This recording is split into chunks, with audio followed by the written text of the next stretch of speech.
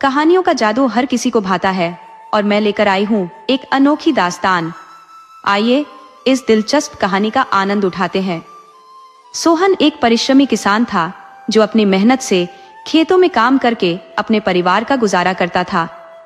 उस दिन सुबह 4 बजे ही वह अपने खेत में पहुंच गया था और दोपहर तक उसने लगभग 3/4 जुताई पूरी कर ली थी। उसने अपने अनुभव से सीखा था कि यदि सुबह जल्दी काम शुरू किया जाए तो काम पूरा करने में काफी सहूलियत होती है। जब दोपहर हुई तो सोहन ने अपने बैलों को खोलकर महुआ के पेड़ के नीचे बांध दिया और उन्हें चारा डाल दिया ताकि वे भी थोड़ा खा पीकर आराम कर सके। फिर वह खुद कुएं की ओर गया, जहां जाकर हाथ मुंह धोने लगा।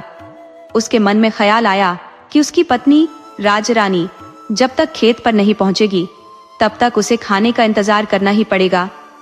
राजरानी को खाने में देर बिल्कुल पसंद नहीं थी। आते ही वह बार बार कहती, रोटी खा लो, रोटी खा लो, और यही रट लगाती रहती। सोहन को यह बात अच्छी तरह से पता थी कि इंसान खाने के लिए ही कमाता है और भोजन में देरी करना मूर्खता होगी। इस बात की उसे कोई आवश्यकता नहीं थी कि यह साबित किया जाए कि काम ज्यादा महत्वपूर्ण है। यदि ऐसा होता तो कितने ही कामों से तो इंसान का पाला ही नहीं पड़ता। सभी औरतें आराम से रहती क्योंकि चूल्हे चौके के कामों से उनकी पूरी जिंदगी ही बंधी रहती है। राजरानी की इन बातों को सोचकर सोहन के चेहरे पर एक हल्की मुस्कान तैर गई। अब वह खेत में वापस लौट आया और अपनी पत्नी के आने का इंतजार करने लगा। भूख भी अब और तेज हो गई थी। सोहन के मन में यह चिंता उठने लगी कि शायद आज राजरानी खाना लाना भूल गई है या फिर घर पर कोई मेहमान आ गया होगा जिससे वह उसकी खातिरदारी में लगी होगी। खेत से घर भी काफी दूर था, जिससे सोहन के मन में बेचैनी बढ़ने लगी। सोहन सोच रहा था कि बस एक लोटा पानी पीकर फिर से काम पर लग जाए और जितना जल्दी हो सके काम निपटाकर घर लौटे और अपनी पत्नी से इस देरी की वजह पूछे। वह मन ही मन सोच रहा था, आज रोटी क्यों नहीं आई? खेतों में मेहनत करते हुए भूख तो जानलेवा हो जाती है। जैसे ही वह ये सब सोच रहा था, उसने दूर से देखा कि राजरानी तेज तेज कदमों से उसकी ओर आ रही है। जब वह करीब आई तो सोहन ने देखा कि राजरानी के चेहरे पर हैरानी और थकान साफ झलक रही थी। सोहन ने मुस्कुराते हुए पूछा, अरे क्या बात है, आज इतनी देर क्यों कर दी? राजरानी की सांस फूल रही थी। उसने कहा, पहले रोटी खा लो फिर बताती हूँ। सोहन हंसते हुए बोला, क्या अजीब बात हो गई? कहीं हमारे साले साहब तो नहीं आए घर? अगर वो आते तो तुम्हारा चेहरा खिला हुआ होता। राजरानी गंभीरता से बोली, मजाक मत करो जी, मैं पहले से ही बहुत परेशान हूँ। सोहन ने देखा कि आज साथ में केवल नमक मिर्च की चटनी और गुड़ की दली ही आई थी। उसने चौंक कर पूछा, अरे सब्जी क्यों नहीं बनाई? राजरानी ने थके हुए लहजे में कहा, सब्जी बनाई थी, तुम्हारी पसंदीदा आलू बैंगन की तरी वाली सब्जी भी, लेकिन जब मैं रसोई से बाहर गई थी तब न जाने किसने रोटियां और सब्जी खा ली। सोहन ने हंसी में कहा, कोई कैसे खा गया और तुम्हें पता भी नहीं चला? राजरानी ने बताया, मैंने रोटी और सब्जी बनाने के बाद रसोई का दरवाजा बंद कर दिया था और बाड़ी में हाथ मुंह धोने चली गई थी। जब मैं तैयार होकर रसोई में लौटी तो देखा कि सारी रोटियां और सब्जी गायब हैं। बर्तन भी वैसे के वैसे रखे थे, साफ चमकते हुए, जैसे किसी ने उन्हें मांज दिया हो। सोहन को राजरानी की बातों पर विश्वास नहीं हो रहा था। वह बोला, ऐसा कैसे हो सकता है? हो सकता है कि तुमने सब्जी नहीं बनाई हो और तुम्हें ऐसा लगा हो कि बनाई है और रोटियां बिल्ली खा गई होंगी। राजरानी ने अपनी बात पर जोर देते हुए कहा, मैंने खाना बनाया था लेकिन न जाने कौन उसे खा गया और बर्तन भी साफ कर गया। सोहन अब सोच में पड़ गया। राजरानी सोच में डूबी थी कि आखिर ऐसा किसने किया होगा। सोहन ने मजाक में कहा, अरे बिल्ली खा गई होगी, उसी ने बर्तन भी चाट चाट कर साफ कर दिए होंगे। वह फिर बोला, अब छोड़ो इस बात को, जो हुआ सो हुआ। शाम ढलने के बाद जब दोनों खेत से घर लौटे तो सोहन के लिए यह घटना ज्यादा बड़ी बात नहीं थी, लेकिन राजरानी अब भी इस पर ही मन में उलझी हुई थी। जब पड़ोसियों को पता चला कि सोहन के घर से खाना गायब हो गया था तो ये बात उनके लिए दिलचस्प बन गई। कोई इसे बिल्ली की करतूत बता रहा था तो कोई इसे चोरी कह रहा था, लेकिन अधिकांश लोग यह सोचकर संतुष्ट थे कि कम से कम रुपया पैसा तो नहीं गया। किसी ने मजाक में कहा, शायद चोर आहट सुनकर भाग गया होगा। कई लोग इस घटना को भूत प्रेत से भी जोड़कर देख रहे थे। बिना बुलाए ही सयाने आकर जमुना और बाकी औरतों को समझाने लगे। राजरानी के आसपास धीरे धीरे औरतों की महफिल जमने लगी। बातचीत का सिलसिला जारी था। औरतें इस अजीब घटना की तह तक जाने की कोशिश कर रही थी। उनकी बैठक 4 घंटे से ज्यादा चली, जो शायद 4 मिनट में ही खत्म हो जाती अगर ये बात न होती। इधर राजरानी रसोई की तैयारी में लगी हुई थी। दिन में रूखी सूखी रोटी खाने की वजह से उसने रात के लिए दाल चावल और आलू गोभी मटर की सब्जी तैयार की। जब बातें खत्म हुई तो जमुना और बाकी औरतें उठकर जाने की तैयारी करने लगी। राजरानी उन्हें दरवाजे तक छोड़ने गई और कुछ देर तक वहीं खड़े होकर बातें करती रहीं।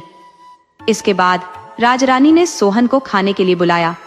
सोहन चौकी पर बैठा ही था कि अचानक राजरानी की चीख सुनाई दी। वह हड़बड़ाते हुए रसोई में भागा और वहां का दृश्य देखकर खुद भी हक्का बक्का रह गया। सारे बर्तन खाली पड़े थे और इस तरह चमक रहे थे मानो अभी अभी किसी ने उन्हें मांज दिया हो। राजरानी सदमे में थी। उसकी चीख पुकार सुनकर पड़ोसी भी जमा हो गए। अब किसी को शक नहीं रहा कि यह चोरी या बिल्ली का काम हो सकता है। सभी को यह विश्वास हो गया कि इस घटना के पीछे किसी अदृश्य शक्ति का हाथ है। लोगों ने मिलकर गांव के ओझा को बुलाने का फैसला किया। ओझा नींबू, सिंदूर, काला धागा और पूजा का अन्य सामान लेकर आया। जल्दी जल्दी सारी तैयारियां की गईं। ओझा ने मंत्रों का जाप किया और घर के दरवाजे पर नींबू और काले धागे को टांग दिया। सभी को लगा कि जो कुछ हुआ था उसका रहस्य जैसा था वैसा ही अनसुलझा रह गया। 4 दिनों तक ऐसा कोई भी वाकया नहीं घटित हुआ था। गांव के लोग अपनी जरूरतों का सारा सामान, जो घर और खेती बाड़ी की जरूरतों को पूरा करता है, साप्ताहिक बाजार से खरीदना पसंद करते हैं, चाहे हाट बाजार गांव में हो या शहर में। इसलिए अक्सर ग्रामीण लोग रविवार को शहर का रुख करते हैं। कटघोरा भी उस दिन चहल पहल से भरा हुआ था, जहां सोहन खेती के लिए खाद, बीज और अन्य सामान खरीदने आया हुआ था। खाद की बोरियां लाने में उसके मित्र का ट्रैक्टर हमेशा मददगार साबित होता था। खुद सोहन भी इसी काम से आया था कि उसकी खाद की बोरियां, जो ट्रैक्टर में लदी थी, सुरक्षित पहुंचाई जा सके। सोहन ने खेत में खरपतवार और कीट नियंत्रण की दवा भी खरीदी। उसे दुकानदार को कुल रुपए 65 चुकाने थे। वह नोट निकालकर गिनने लगा, लेकिन अभी वह आधे पैसे भी नहीं गिन पाया था कि अचानक उसके हाथ से सारे पैसे गायब हो गए। उसे महसूस हुआ कि जैसे किसी ने उसके हाथ से पैसे छीन लिए हों। मगर उस वक्त दुकान में सोहन, उसके मित्र, दुकानदार और उसके 2 नौकरों के अलावा और कोई मौजूद नहीं था। किसी का भी पलक झपकते ही इस तरह गायब हो जाना असंभव था। दुकानदार को भी भारी आश्चर्य हुआ। सभी के लिए यह पहली बार था जब उन्होंने ऐसा कोई अद्भुत वाकया देखा और अनुभव किया था। सोहन को तसल्ली दिलाने के लिए दुकानदार ने अपनी गल्ला और आसपास का कोना कोना दिखा दिया। नौकरों की जेबें भी उलटवा दी, लेकिन रुपये 5000 ऐसे जादुई तरीके से गायब हो गए कि दोबारा दिखाई नहीं दिए। इसके बाद सोहन निराश होकर घर लौट आया और अपने परिवार और पड़ोसियों को सारा वृतांत सुनाया। सोहन और उसका परिवार इस विश्वास पर पहुंच गया कि यह भूत प्रेत का ही काम है। अब किसी को इसमें शक नहीं रह गया। ओझा को फिर से बुलाया गया, जिसने अपनी विधियों से जांच की और बताया कि यह भूत बहुत शक्तिशाली है। उसे छुटकारा पाने के लिए विशेष तांत्रिक अनुष्ठान करना पड़ेगा। इसके लिए कुछ खास सामग्रियों की जरूरत होगी। मरता क्या न करता वाली स्थिति में जल्दी जल्दी सारी चीजें जुटाई गई। बाकी सब सामग्री आसानी से मिल गई, लेकिन उल्टे पंख वाला काला मुर्गा ढूंढने में खासी मशक्कत करनी पड़ी। अंततः वह भी मिल गया।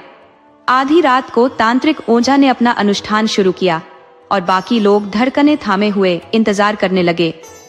अब की बार ओझा ने मुख्य द्वार के बीचों बीच एक गड्ढा खोदकर उसमें कुछ रहस्यमयी वस्तु दबा दी और कहा, अब सब सामान्य हो जाएगा, चिंता की कोई आवश्यकता नहीं है।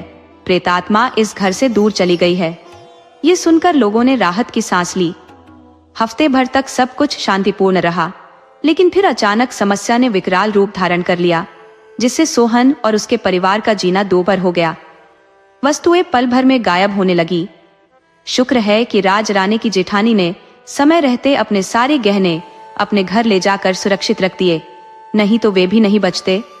सोहन और उसके भाई आसपास ही रहते थे ताकि पारिवारिक विवाद से बचा जा सके। सभी का रहन सहन, चूल्हा चौका अलग था, लेकिन आपसी प्रेम इतना प्रगाढ़ था कि वे सुख दुख में एक दूसरे के साथ खड़े रहते थे।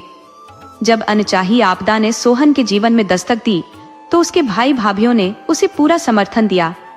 महीनों तक सोहन, राज रानी और उनके बच्चे अपने भाइयों के घर पर भोजन करते रहे, क्योंकि सोहन के घर का बना खाना भी अदृश्य हो जाता था। रुपये, जेवर सब अचानक गायब हो जाते थे। संदूक या अलमारी, कोई भी स्थान सुरक्षित नहीं रह गया था। जब भी कुछ जरूरी होता, सोहन का कोई भाई या पड़ोसी उसे खरीद कर लाता। इस मुसीबत ने हर किसी की सहन शक्ति की परीक्षा ले ली थी। हजारों रुपए खर्च हो गए, दर्जनों मुर्गे और 4 बकरे इस तांत्रिक क्रियाओं में बलि चढ़ गए, मगर समस्या जस की तस बनी रही। सोहन का परिवार साल भर से इस असहनीय पीड़ा का सामना कर रहा था। एक दिन उनकी मुलाकात अपने एक मेहमान के रिश्तेदार से हुई, जो परिचित के घर आए हुए थे। समस्या सुनने के बाद उन्होंने सलाह दी, आप नवागांव के पंडित भोला राम तिवारी से मिलिए। वे हनुमान जी के बड़े भक्त हैं और कुछ तंत्र मंत्र की विद्या भी जानते हैं। उन्होंने बहुतों की मदद की है। मंगलवार को ही उनसे मिलने जाइए और नारियल, अगरबत्ती, फूल तथा हनुमान जी के भोग के लिए बेसन के 5 लड्डू ले जाना मत भूलना। वे किसी भी कार्य के लिए धन नहीं लेते। भाइयों से परामर्श करने के बाद सोहन और उसका परिवार नवागांव की ओर चल पड़े। पंडित भोलानाथ तिवारी का मकान ढूंढने में उन्हें कोई कठिनाई नहीं हुई। बरामदे में 8 लोग पहले से मौजूद थे, जो अपनी बारी का इंतजार कर रहे थे। सामने के पूजा कक्ष में हनुमान जी की एक भव्य और चमकती मूर्ति स्थापित थी, जिसकी प्रतिमा अद्वितीय तेज से दीप्तिमान थी। तिवारी जी, जो उम्र दराज और अत्यंत करुणामयी थे, उस मूर्ति के समक्ष बैठकर लोगों की समस्याओं को ध्यानपूर्वक सुन रहे थे। उनके व्यक्तित्व में एक विशेष आभा थी और उनकी आवाज में कड़कपन था। सिर पर बाल बहुत कम थे और कंधे पर लाल गमछा लहराता हुआ दिखता था। उनके माथे पर बड़ा सा वैष्णवी तिलक सुशोभित था, जो उनके आध्यात्मिक प्रभाव को और बढ़ा रहा था। जब सोहन की बारी आई तो वह अपने परिवार सहित पूजा कक्ष में गया।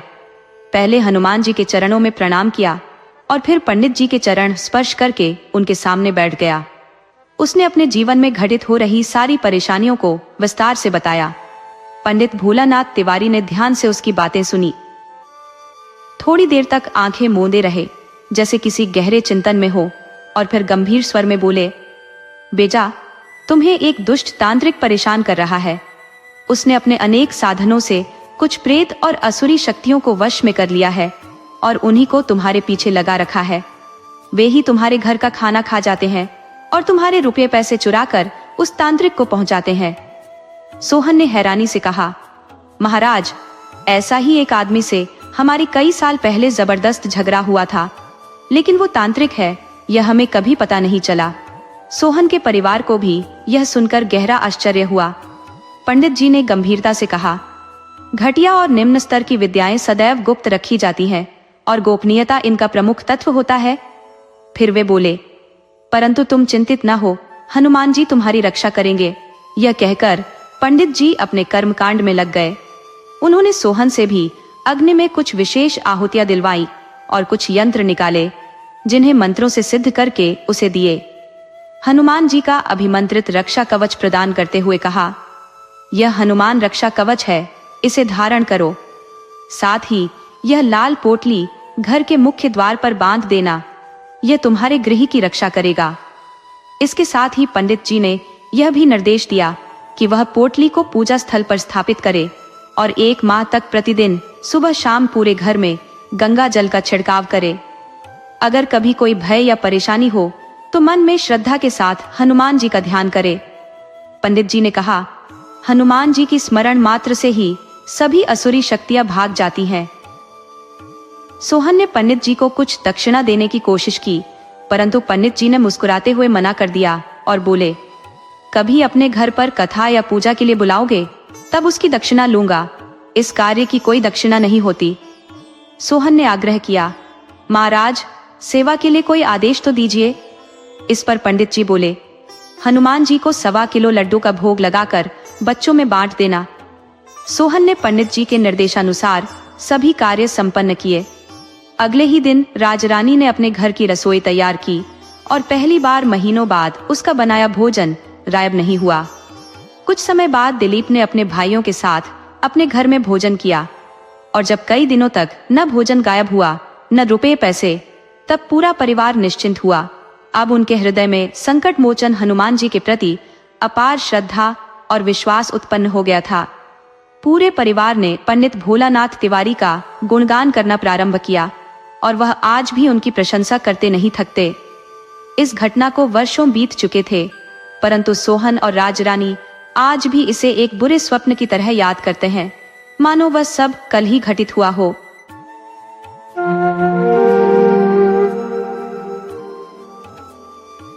नरेश को कई महीनों से एक ही सपना बार बार देखने को मिल रहा था, जिससे वह अत्यंत परेशान था और उसके सपनों की गहराई को समझने में असमर्थ था। सपने में पहली बार उसने अपने स्वर्गीय पिता को देखा था और तब भी वह बहुत चिंतित था कि पिता कुछ खोज रहे थे। गांव में रतनलाल के 2 पुत्र थे, नरेश और महेश। नरेश बड़ा था जबकि महेश छोटा। महेश की पत्नी शोभा अपने माता पिता की एकल संतान थी, इसलिए वह अक्सर मायके में रहती थी। महेश घर जमाई हो चुका था और ससुराल में खेती बाड़ी और किराने की दुकान संभालता था।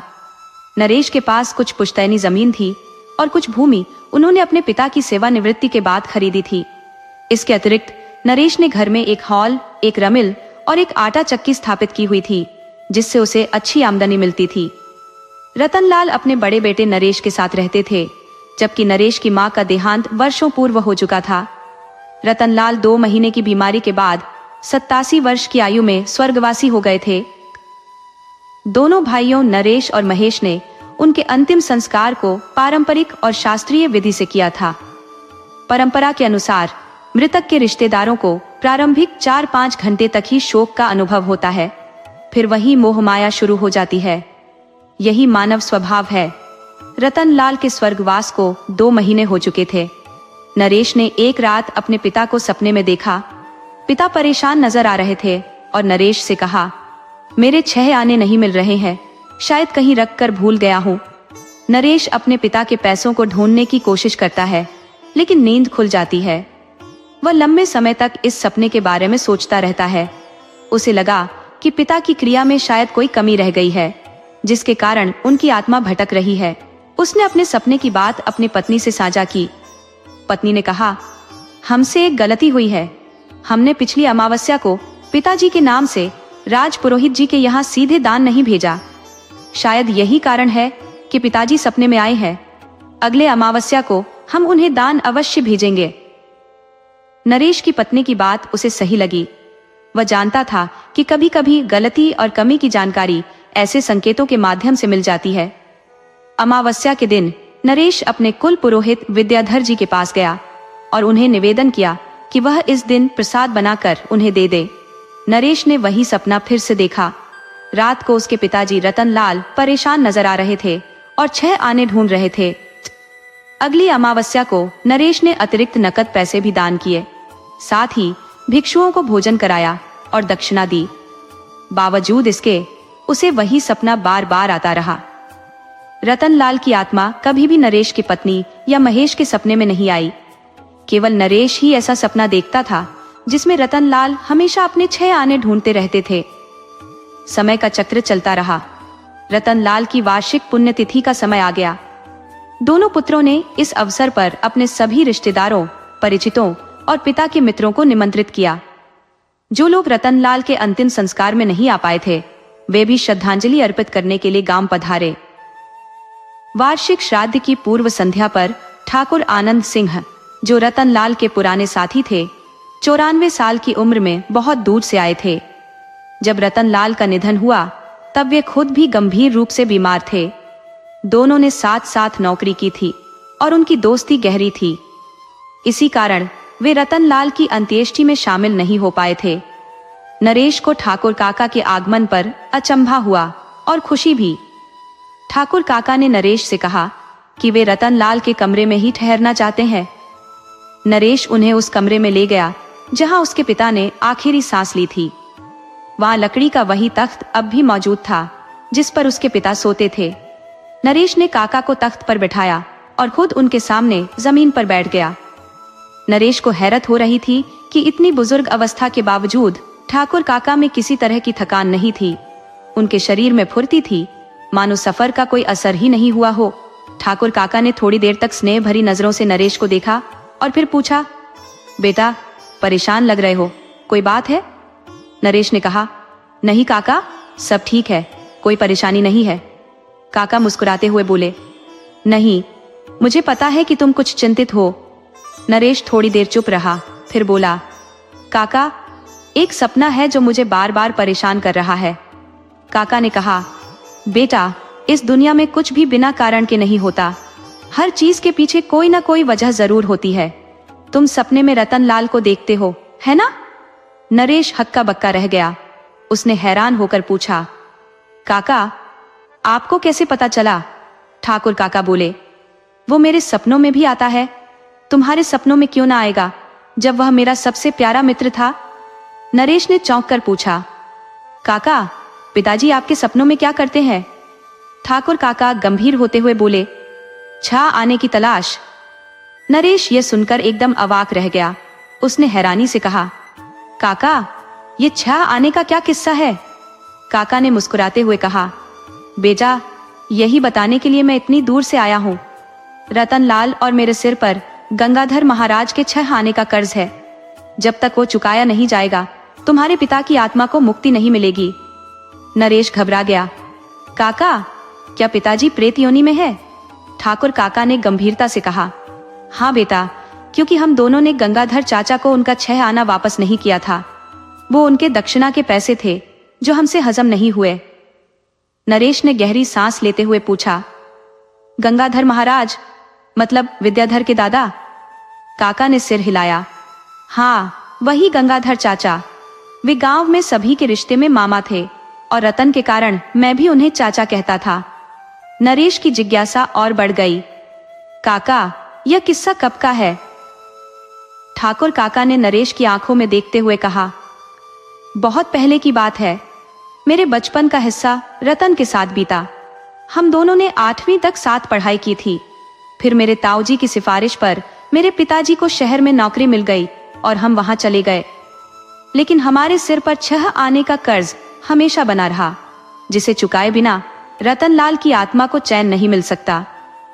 वह आगे की पढ़ाई वहीं पर पूरी की और जब मेरी नौकरी भी वहीं लग गई तो मैं भी वहीं रहकर काम करने लगा। वहां की जमीन को बटाई पर दे दिया गया और इसी तरह तुम्हारे पिता रतनलाल की भी नौकरी हो गई। इसी कारण मैं उस शहर में स्थिर हो गया। इस प्रकार हम दोनों बचपन के साथ ही एक दूसरे से दूर हो गए थे, लेकिन हम एक दूसरे की खबर चिट्ठियों के माध्यम से लेते रहते थे। साल में 1-2 बार ही मेरा वहां आना होता था। कभी रतनलाल नहीं मिलते तो कभी मैं नहीं मिलता। इसी तरह एक बार ऐसा संयोग बना कि हम दोनों मित्र दिवाली के अवसर पर गांव आए। मेरा अधिकांश समय रतनलाल के साथ उसी कमरे में बीतता था। कुछ समय पहले पुरोहित पंडित गंगाधर शर्मा जी पर लकवा का हमला हुआ था। उपचार के बाद वे स्वस्थ तो हो गए, किंतु उनके चलने और उपचार में कुछ कमी रह गई थी। हम दोनों उन्हें पुरोहित चाचा कहकर पुकारते थे, इसलिए हमने पहले उनका हालचाल पूछा और उनका आशीर्वाद लिया।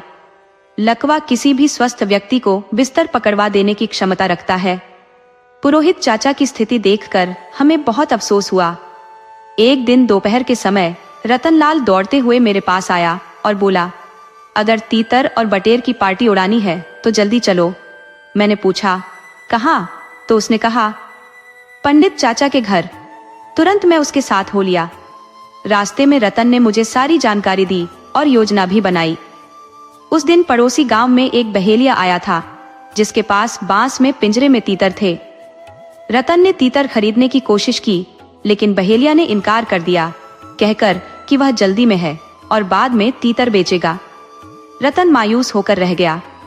कुछ समय बाद हमें बहेलिया को गंगाधर चाचा के घर से निकलते हुए देखा, लेकिन उसके हाथ में बांस का पिंजरा नहीं था। हमें समझते देर नहीं लगी कि तीतरों का खरीदार गंगाधर चाचा ही है। ये धारणा थी कि कबूतर, जंगली मुर्गी और कई अन्य पक्षियों का शोरबा पीने से लकवाग्रस्त व्यक्ति ठीक हो जाता है। हम दोनों मांसाहारी नहीं थे, लेकिन इस स्वादिष्ट मौके को छोड़ना बहुत बड़ी मूर्खता होती। हमने गंगाधर चाचा के घर जाकर उन्हें प्रणाम किया और वहीं जमकर बैठ गए। कमरे का निरीक्षण करने पर पाया कि एक कोने में बांस का बड़ा टोकरा उल्टा रखा हुआ था और अन्य कोई सामान्य वस्तु नहीं थी। इसका मतलब था कि तीतर वाला पिंजरा टोकरा के नीचे ही था। हम दोनों सही समय पर पहुंचे थे। हमने देखा चाचा जी का ध्यान बातचीत में था और नौकरी की ओर अधिक था। हम वहां 5 मिनट भी नहीं बैठे थे कि अचानक कमरे में तीतरों की आवाज गूंज उठी। ये आवाज ऐसी थी जैसे कोई सीटी बजा रहा हो। मैंने चाचा जी से पूछा कि यह कौन बोल रहा है, तो उन्होंने कहा, कोई चिड़िया बोल रही है। रतन ने कहा, मैं शर्त लगाता हूं कि यह तीतर की आवाज है। गीता ने देखा कि पंडित चाचा पसीना पसीना हो गए थे। फिर हमने चाचा जी के मना करने के बावजूद टोकरा हटा दिया। वहां बांस के पिंजरे में बंद 2 तीतर थे। गंगाधर चाचा का चेहरा देखना लायक था। उनके चेहरे पर शर्म, क्रोध और व्यवस्था का मिश्रित भाव था। रतन ने नाटक के अंदाज में कहा, राम राम चाचा जी, ये क्या अनर्थ है? हमें आपसे ऐसी उम्मीद नहीं थी। आप वेद और शास्त्र के ज्ञाता हैं और छुपकर पक्षियों का मांस खाते हैं। ये तो एक घोर अपराध है। मैंने भी कहा, आप लोगों को जीव हत्या से मना करते हैं और खुद ही छुपकर तीतर बटेर खाते हैं। रतन ने कान में फुसफुसाया, चाचा जी खुश रहिए कि हमने देखा है। यदि कोई और देख लेता तो बड़ा हंगामा हो जाता। यजमान जब यह जानेंगे तो आपके यहाँ पूजा पाठ करवाना बंद कर देंगे। गंगाधर चाचा झल्लाकर बोले, तुम दोनों बहुत ज्यादा बोल रहे हो, ये खाने के लिए नहीं है। ठाकुर काका ने नरेश को वह किस्सा सुनाना शुरू किया जब गंगाधर चाचा ने उनसे दक्षिणा के पैसे मांगे थे। उन्होंने बताया, बेटा ये जो 6 आने का किस्सा है वो उस वक्त का है जब गंगाधर चाचा शगुन दिखाने आए थे। उस दिन एक बहेलिया अपनी खोई हुई गाय ढूंढने के लिए मेरे पास आया था। मैंने उसे शगुन दिखाया और बताया कि गाय कहाँ मिलेगी।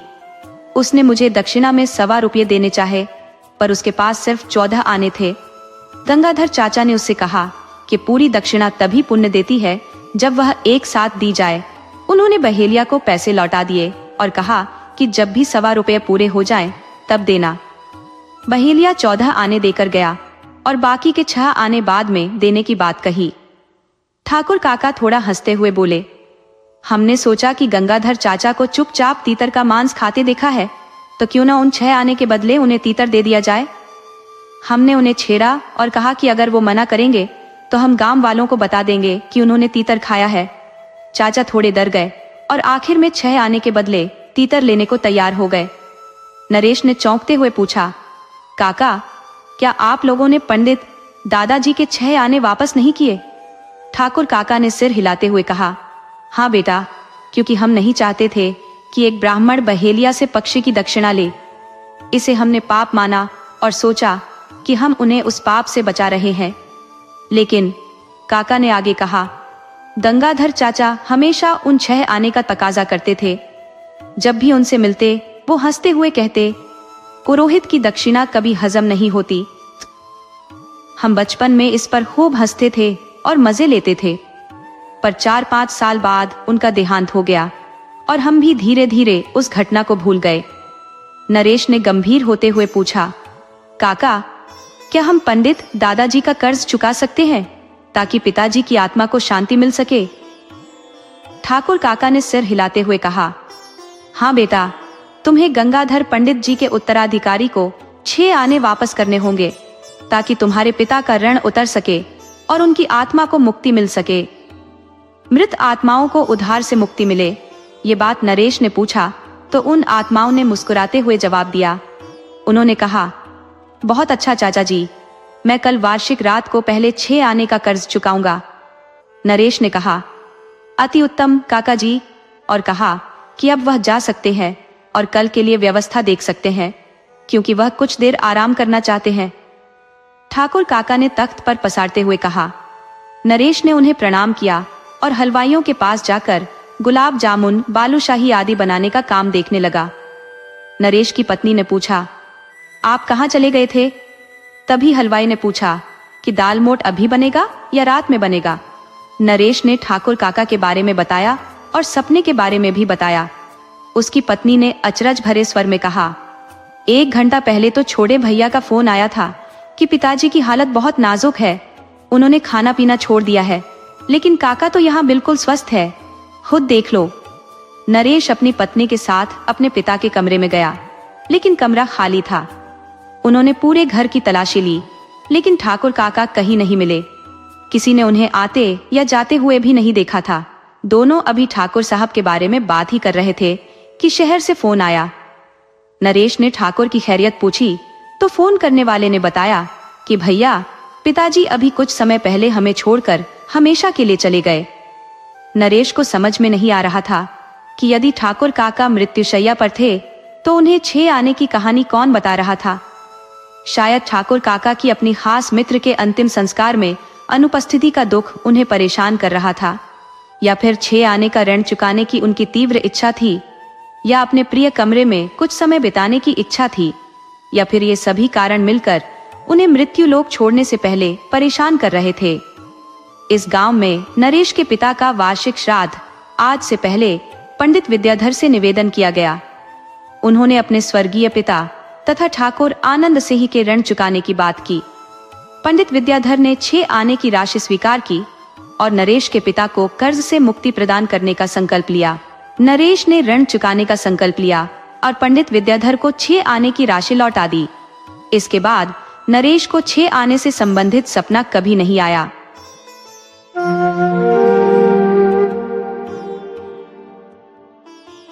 राधा 24 साल की एक साधारण गांव की लड़की थी जो अपने माता पिता और छोटी बहन के साथ रहती थी। एक दिन उसके लिए शहर के प्रसिद्ध उद्योगपति के बेटे अजय का रिश्ता आया। उन्होंने राधा को शिव मंदिर में देखा था और तभी अजय की भाभी ने उसे पसंद कर लिया था। राधा की खूबसूरती ने उन्हें पहली नजर में ही मोहित कर दिया था। जब राधा के पिता के पास यह रिश्ता आया और जब उन्होंने सुना कि उनकी बेटी का रिश्ता इतने बड़े घर में हो रहा है, तो वह खुशी से फूले नहीं समा रहे थे। गांव के हर किसी ने राधा की किस्मत की तारीफ की, लेकिन किसी को यह नहीं पता था कि यह शादी उसकी जिंदगी का सबसे बड़ा दुख बनकर आएगी। राधा के पिता की एक छोटी सी किराने की दुकान थी और उसकी माँ गृहिणी थी। परिवार साधारण था, लेकिन इतने बड़े घर में बेटी का रिश्ता होना उनके लिए बहुत बड़ी बात थी। राधा बहुत ही सुंदर थी और 24 साल की उम्र में एक स्कूल में पढ़ाती थी। राधा के माता पिता के फैसले को ही वह अपना फैसला मानती थी। उसकी एक छोटी बहन भी थी जो 18 साल की हो चुकी थी। दोनों बेटियों के विवाह की चिंता उनके पिता के सिर पर सवार थी और बिना दहेज के इतने अमीर घर में राधा का रिश्ता होना उनके लिए सोने पर सुहागा था। बिना किसी जांच पड़ताल के राधा के पिता ने जल्द ही उसकी शादी अजय से कर दी। राधा भी खुश थी। आखिरकार उसकी शादी इतनी अच्छी जगह हो रही थी और अजय देखने में भी अच्छा था। शादी के बाद विदाई हुई और राधा अपने ससुराल आ गई। ससुराल में सभी ने उसका गर्मजोशी से स्वागत किया। राधा को ऐसा लगा जैसे उसे जीते जी भगवान ने खुशियों से भर दिया हो। लेकिन यह तो बस शुरुआत थी। जैसे बकरे को हलाल करने से पहले उसे खूब खिलाया पिलाया जाता है। कुछ दिनों तक ऐसा ही माहौल था। राधा के ससुराल में उसकी सास नहीं थी, जो काफी समय पहले गुजर चुकी थी। उसके ससुर और एक बड़ी जेठानी मैना घर संभालती थी। मैना का घर पर पूरा अधिकार था और राधा के ससुर वीरेंद्र राजपूत भी मैना के आदेश पर चलते थे। राधा की 2 ननद मुक्ता और नेहा मैना से जलती थी, लेकिन घर पर उसका राज था, इसलिए उससे बनाकर चलना उनके लिए जरूरी था।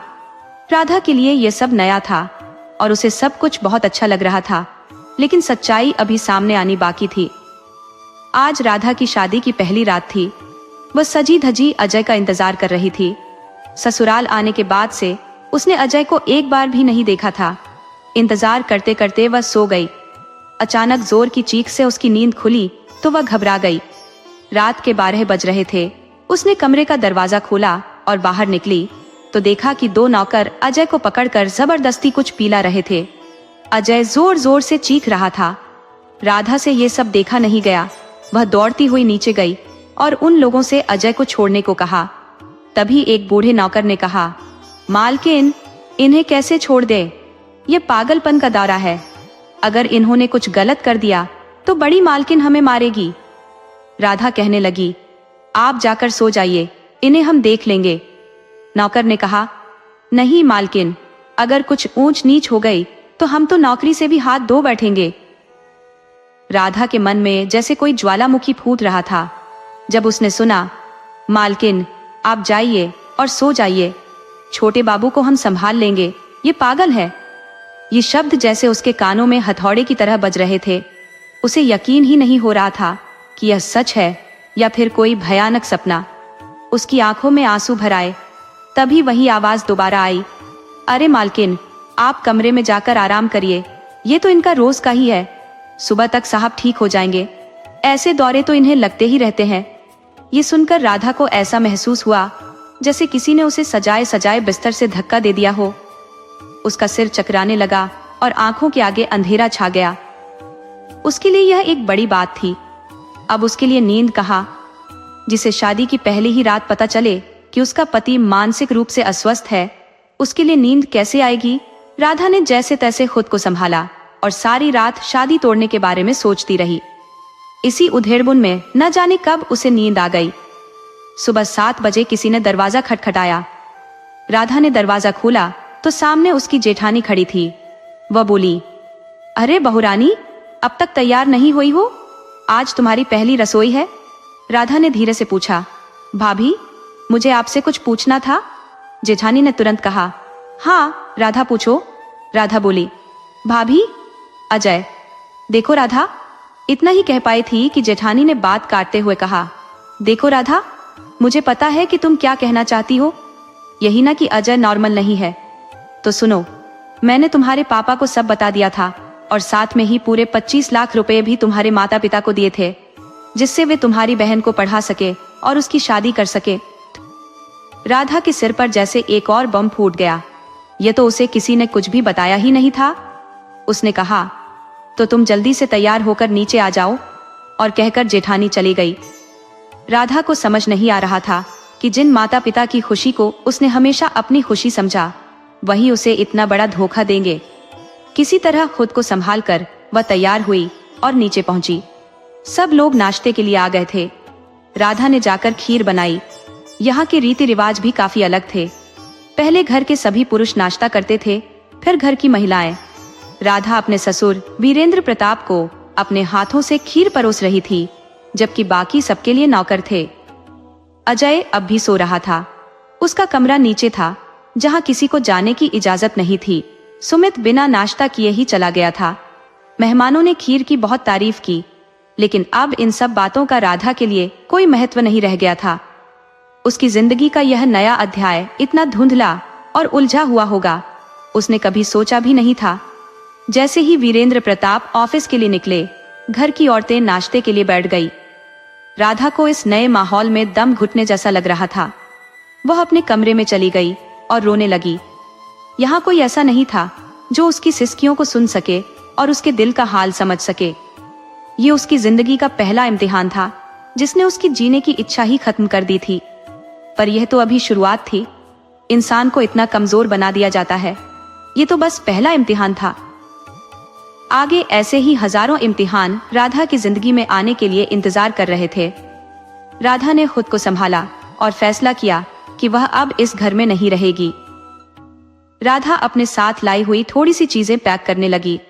तभी उसकी ननदें नेहा और मुक्ति उसके कमरे में आई और नेहा बोली, ये क्या छोटी भाभी, अब तक मुंह दिखाई की रस्म के लिए तैयार नहीं हुई? बाहर मेहमान आ गए हैं, जल्दी से तैयार होकर नीचे आ जाओ। ये कहकर नेहा चली गई, लेकिन मुक्ति वहीं ठहर गई। उसने पूछा, क्या बात है भाभी, आप खुश नहीं लग रही हैं? राधा ने कहा, ऐसा कुछ नहीं है। लेकिन मुक्ति फिर बोली, आप तो जानती हैं कि अजय भैया पागल है, फिर आपने ऐसा क्यों किया?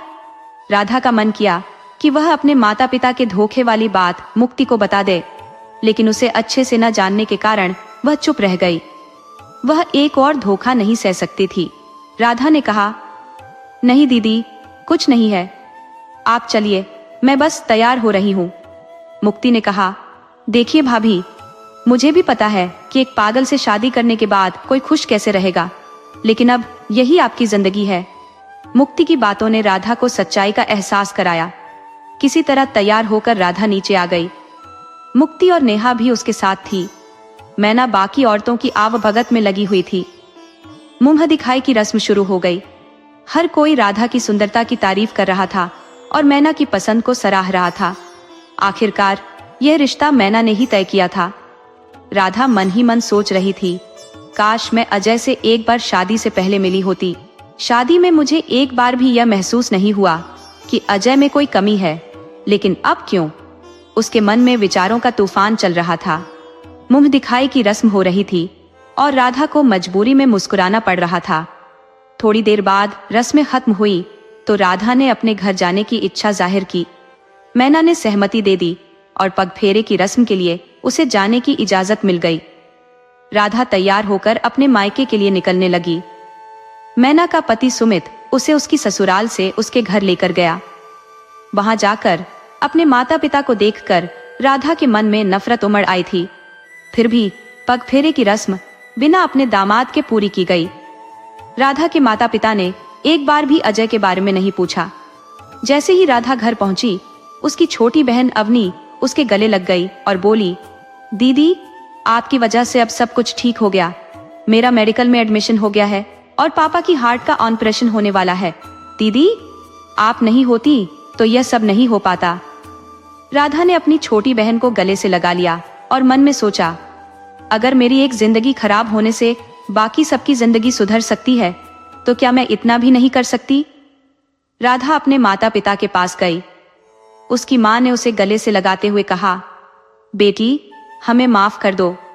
हमने अपने स्वार्थ के कारण तेरी शादी कर दी। राधा ने मां को शांत किया और अपने पिताजी से मिली और उन्हें भी ढांढस बंधाया।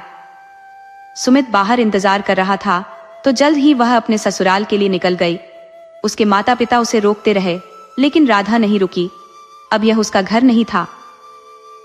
कितना अजीब होता है ना, शादी से पहले मायके में सब कुछ अपना लगता है और शादी के बाद जैसे मायके पर अपना हक ही नहीं रहता। हद तो तब होती है जब माँ बाप भी यही सिखाते हैं कि बेटी, इस घर से डोली उठी है तो उस घर से अर्थी ही उठनी चाहिए। रास्ते भर राधा रोती रही और सुमित बस गाड़ी चलाता रहा। राधा को समझ नहीं आ रहा था कि मैना ने उसके साथ अपने पति को क्यों भेजा है। कोई नौकर भी उसे छोड़ने जा सकता था। घर आकर जब कार रुकी और राधा उतरने लगी तो सुमित ने उसे देखकर मुस्कुरा दिया। राधा चुपचाप घर के भीतर दाखिल हुई और अपने कमरे की ओर बढ़ रही थी। तभी उसने देखा कि नीचे अजय का कमरा खुला है। वह बिना आवाज किए अजय के कमरे में दाखिल हो गई। वहां का नजारा देखकर वह दंग रह गई। पूरे कमरे में बस पेंटिंग्स ही पेंटिंग्स लगी हुई थी। राधा पहले हैरान हुई, फिर उसने देखा कि अजय बैठा हुआ एक तस्वीर बना रहा है। वह करीब जाकर देखने लगी तो उसने देखा कि तस्वीर पर माँ लिखा हुआ था। ये देख उसकी आंखों में आंसू आ गए। वह कमरे से बाहर निकलने लगी। तभी अजय ने उसका हाथ थाम लिया और कहा, बैठो। वह बैठ गई। उसे अजय कहीं से भी पागल नहीं लग रहा था, बल्कि वह तो उसे एक बेहद प्रतिभाशाली कलाकार जैसा लग रहा था। अजय ने पूछा, क्या हुआ, अच्छी है ना? राधा ने जवाब दिया, हाँ, बहुत अच्छी है। अजय बोला, तुम भी बहुत अच्छी हो, पर यहाँ के लोग अच्छे नहीं हैं। जैसे इन्होंने मुझे पागल करार दिया, वैसे ही तुम्हें भी करार देंगे। राधा ने पूछा, मतलब? अजय ने कहा, कुछ नहीं। तभी मैना कमरे में आ गई और बोली, अरे राधा, बाहर चलो, भैया को आराम करने दो। राधा सोच रही थी कि अजय उसे रोकेगा, लेकिन वह अपने काम में मशगूल रहा। राधा के कमरे से निकलते ही मैना ने कमरे में ताला लगा दिया। राधा ने सवाल किया, भाभी, लेकिन वो तो कमरे में है। मैना बोली, देखो छोटी बहू, मेरे काम में दखल मत दो तो ही अच्छा है। आज आराम कर लो, कल से तुम्हें काम बता दिए जाएंगे। मैना की बातें कल की तुलना में आज कहीं ज्यादा तीखी और कड़वी थी। राधा कुछ समझ नहीं पा रही थी। एक बात तो साफ थी कि अब वह अपने मायके लौट नहीं सकती थी, लेकिन यहाँ रहकर उसे और किन किन मुसीबतों का सामना करना पड़ेगा, ये वह नहीं जानती थी। राधा के मन में सवालों का बवंडर उठ रहा था, लेकिन किसी भी सवाल का उसके पास कोई जवाब नहीं था। शाम हो चुकी थी। वीरेंद्र प्रताप भी घर आ गए थे। सब बैठक में बैठकर चाय नाश्ता कर रहे थे, लेकिन कहीं से भी यह माहौल शादी के घर जैसा नहीं लग रहा था। दोनों नंदे अपनी भाभी की चापलूसी में लगी हुई थी और उनके पति अपने ससुर की। राधा नीचे आई और किचन में जाकर अपने लिए चाय बना ली। शादी की रात से उसने कुछ खाया नहीं था। इन सब उथल पुथल के बीच खाना पीना उसे याद ही नहीं रहा था। वह कप में चाय लेकर पलटी ही थी कि पीछे खड़े सुमित से टकरा गई और उसकी सारी चाय सुमित के कपड़ों पर गिर गई। सुमित के कपड़ों पर गर्म चाय गिरते ही वह जल्दी से राधा के मग में पानी लेकर उसके कपड़ों को पोंछने लगी, लेकिन तभी सुमित ने उसका हाथ पकड़ लिया और उसे अपनी ओर खींच लिया।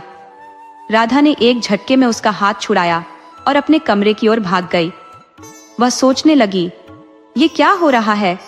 मेरे पति की जगह किसी और ने मुझे छूने की हिम्मत कैसे की, और वो भी मेरे अपने जेठ ने। राधा डर और गुस्से में वहां से अपने कमरे में चली गई और उसकी आंखों से आंसू बहने लगे। सुमित का इस तरह से उसे छूना राधा को बहुत गंदा और अपमानजनक लग रहा था। वह कमरे में गई, शावर ऑन किया और उसके नीचे बैठकर नहाने लगी। वह सोच रही थी, हे भगवान, मैं किन लोगों के बीच में फंस गई हूँ। जिस व्यक्ति से मेरी शादी हुई है उसे मेरी कोई परवाह नहीं है। न जाने मेरी जिंदगी में आगे क्या क्या होने वाला है। रोने के बाद राधा का मन थोड़ा हल्का हुआ तो वह कमरे में आकर लेट गई। 2 दिन की भूखी और थकी हुई राधा को गहरी नींद आ गई और वह काफी देर तक सोती रही। थोड़ी देर बाद किसी ने दरवाजा खटखटाया। तब राधा की आंखें खुली। उसने अपने कपड़े ठीक किए और दरवाजा खोला। रात के 9 बज चुके थे और खाना परोसते समय सभी औरतों का नीचे रहना नियम था। घर की नौकरानी उसे बुलाने के लिए आई थी। उसने कहा, छोटी मालकिन नीचे चलिए, बड़ी मालकिन बुला रही है। राधा नीचे तो आ गई थी, पर सुमित की नजरें उसे ऐसे देख रही थी जैसे वह उसे निगल जाना चाहती हो। वह बार बार उसकी नजरों से बचने की कोशिश कर रही थी। मैना वीरेंद्र प्रताप के लिए खाना परोस रही थी। यहाँ के नियम कानून राधा की समझ से परे थे। एक तरफ सुमित, जो मैना का पति था, वह खुद से खाना लेकर खा रहा था। कायदे से तो खाना मैना को परोसना चाहिए था क्योंकि वह उसकी पत्नी थी, पर वह वीरेंद्र प्रताप को खाना परोस रही थी। ये बात राधा के दिमाग में खटकने लगी। राधा सब समझने की कोशिश में लगी हुई थी, पर सब खाने में व्यस्त थे। तभी मैना ने राधा से किचन से सब्जी लाने को कहा और फिर सुमित को सर्व करने के लिए कह दिया। राधा कुछ भी नहीं कह पाई। वह सुमित को सब्जी दे रही थी कि सुमित ने उसकी कमर पर हाथ रख दिया। राधा के हाथ से सब्जी का कटोरा गिर गया। मैना ने गुस्से में उसे देखा और मुंह बनाते हुए बोली, तुम्हें एक काम करने की भी तमीज नहीं है। शक्ल सूरत इतनी खूबसूरत है और काम जरा भी नहीं आता तुम्हें। राधा की आंखों में आंसू भर आए। सबके खाने के बाद राधा को खाने के लिए बुलाया गया। राधा को धीरे धीरे एहसास होने लगा कि इस घर में उसकी हैसियत एक नौकर से ज्यादा कुछ नहीं है। मैना खुद कोई काम नहीं करती थी, सारे काम नौकरों के जिम्मे होते थे, लेकिन फिर भी वीरेंद्र प्रताप हर वक्त बस उसकी तारीफ करते रहते थे। अजय के कमरे में हमेशा ताला लगा रहता था और राधा ने कई बार कोशिश की, लेकिन उसे अंदर जाने का मौका नहीं मिला। हार मानकर वो अपने कमरे की तरफ बढ़ने लगी। तभी उसने सुना कि मुक्ति अपने पति से कह रही थी, हाँ जी, अब तो हम यहीं रहेंगे। पापा को तो कुछ फर्क ही नहीं पड़ता, इतना बड़ा कारोबार है अपना, और मैना ने तो नाक में दम कर रखा है। अजय और सुमित को इसने कैसे किनारे कर दिया है। ना जाने पापा के ऊपर क्या जादू किया है जो बस मैना की ही बात मानते रहते हैं। मुक्ति के पति ने हंसते हुए पूछा, क्या जादू किया? मुक्ति ने कहा, कुछ भी हो, हम अपना हिस्सा छोड़कर कहीं नहीं जाएंगे, समझे? राधा ने ये बातें सुनी तो उसे अजीब लगा, लेकिन वह चुपचाप कमरे में चली गई। उसने सोचा, क्या जिंदगी हो गई है मेरी? माँ बाप ने धोखा दे दिया, पति ऐसा मिला और ससुराल वाले भी ऐसे हैं। मैं सब ठीक कैसे करूं? हे भगवान, मुझे कोई रास्ता दिखाओ। सोचते सोचते राधा सो गई। रात के करीब 12 बजे किसी ने उसके दरवाजे पर दस्तक दी। पहले तो राधा डर के मारे नहीं उठी, लेकिन जो भी था वह थोड़ी देर बाद खुद ही चला गया। राधा को यह एक नई मुसीबत लग रही थी। उसने सोचा, कहीं ये सुमित तो नहीं? ये विचार आते ही उसका मन बेचैन हो गया। अगली सुबह राधा जल्दी उठकर नहा धोकर नीचे पहुंच गई। पूजा करने के बाद उसने सबको प्रसाद बांटा। नौकर लोग उसकी तारीफ करने लगे। छोटी बहू, आपके आने से यहाँ सुबह की पहचान हुई है, नहीं तो हर कोई बस अपने आप में ही लगा रहता था। सुबह के 8 बजते बजते राधा ने सारा नाश्ता तैयार कर लिया था। जब तक मैना उठी, राधा ने सारे काम निपटा लिए थे।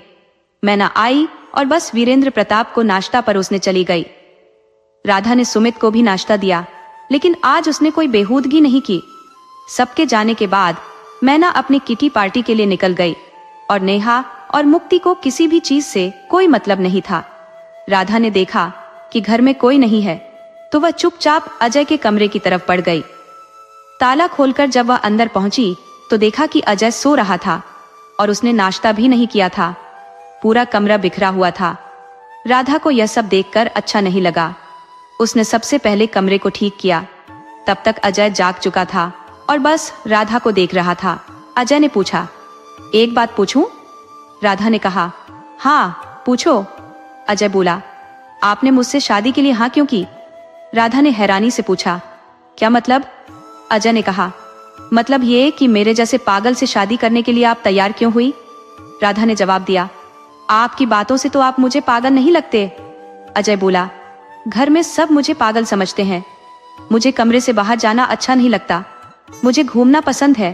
क्या आप मेरे साथ चलेंगी? राधा ने कहा, पहले आप नहा धोकर फ्रेश हो जाइए और अपना नाश्ता कर लीजिए।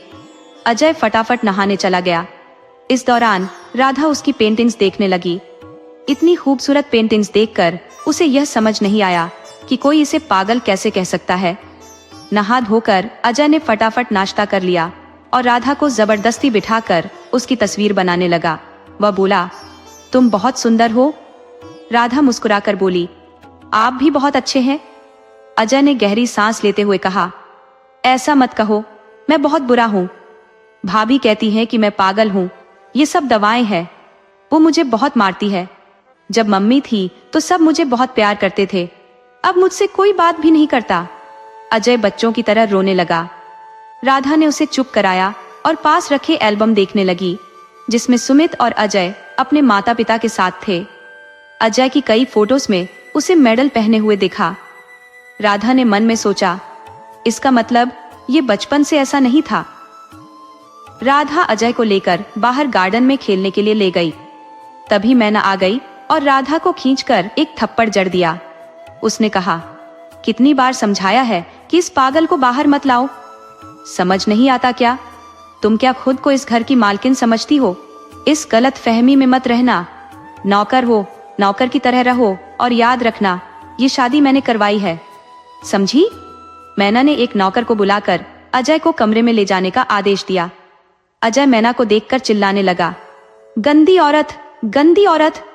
लेकिन मैना ने उसे खींचकर कमरे में बंद करवा दिया। वीरेंद्र प्रताप के आते ही मैना ने राधा की जमकर शिकायत कर दी।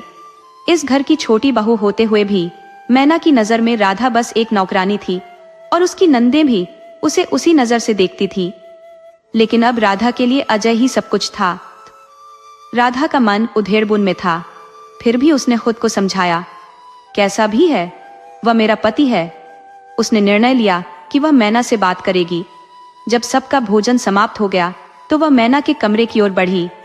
कमरे का दरवाजा खुला था और अंदर सुमित ने उसे जबरदस्ती सीने से चिपटा रखा था। राधा ये सब देखकर घबरा गई। वह चिल्ला भी नहीं पा रही थी। उसने हिम्मत कर सुमित के बाल पकड़कर खींचे, जिस पर सुमित ने उसे 2 जोरदार थप्पड़ मारे और बोला, तुम्हारी ये हरकत। राधा ने गुस्से में कहा, मैं सबको बता दूंगी। सुमित हंसते हुए बोला, जाओ, किसे बताओगी? यहाँ कौन है तुम्हारी बात सुनने वाला? मैना, पापा या तुम्हारा पागल पति?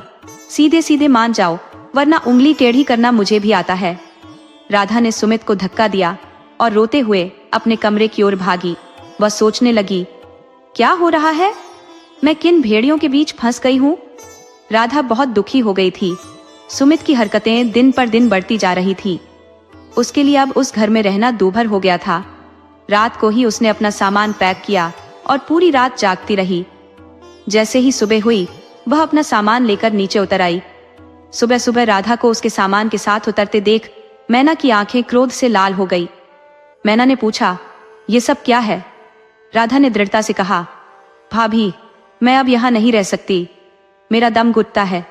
मैना जोर जोर से हंसी और बोली, अच्छा, घर जाना चाहती हो तो जाओ, बिल्कुल जाओ। राधा को मैना से ऐसी उम्मीद नहीं थी। उसने सोचा था कि मैना उसे रोकेगी और वह सुमित की असलियत बता देगी, लेकिन यहाँ तो कुछ भी वैसा नहीं हुआ। वह अपना सामान लेकर पैदल ही चल पड़ी। पीछे नेहा और मुक्ति एक दूसरे को देख मुस्कुरा रही थी। मैना ने कहा, देखना, जितनी जल्दी गई है उतनी ही जल्दी वापस भी आ जाएगी। और वह जोर जोर से हंसने लगी। इसी बीच अजय के कमरे से चीखने की आवाज आने लगी। ताला खोला गया और अजय को बाहर निकाला गया। डॉक्टर ने आकर अजय को एक सुई लगाई। मैना ने डॉक्टर के हाथ में नोटों की गड्डी चुपचाप रख दी और डॉक्टर नमस्कार करके वहां से चला गया। इधर राधा जब अपने मायके पहुंची तो उसकी माँ और पिताजी उसे देखकर बहुत खुश हुए। लेकिन जैसे ही राधा ने बताया कि वह हमेशा के लिए अपने ससुराल को छोड़ आई है, उनका व्यवहार एकदम से बदल गया। उसकी माँ बोली, बेटी, तू पागल हो गई है क्या? 25 लाख रुपए कोई छोटी रकम नहीं होती। तेरे पापा का ऑपरेशन उसी पैसे से हुआ है और तेरी छोटी बहन की पढ़ाई भी। हम समाज में कहीं मुंह दिखाने लायक नहीं रहेंगे। राधा ने जवाब दिया, माँ, मैं उस घर में वापस नहीं जा सकती।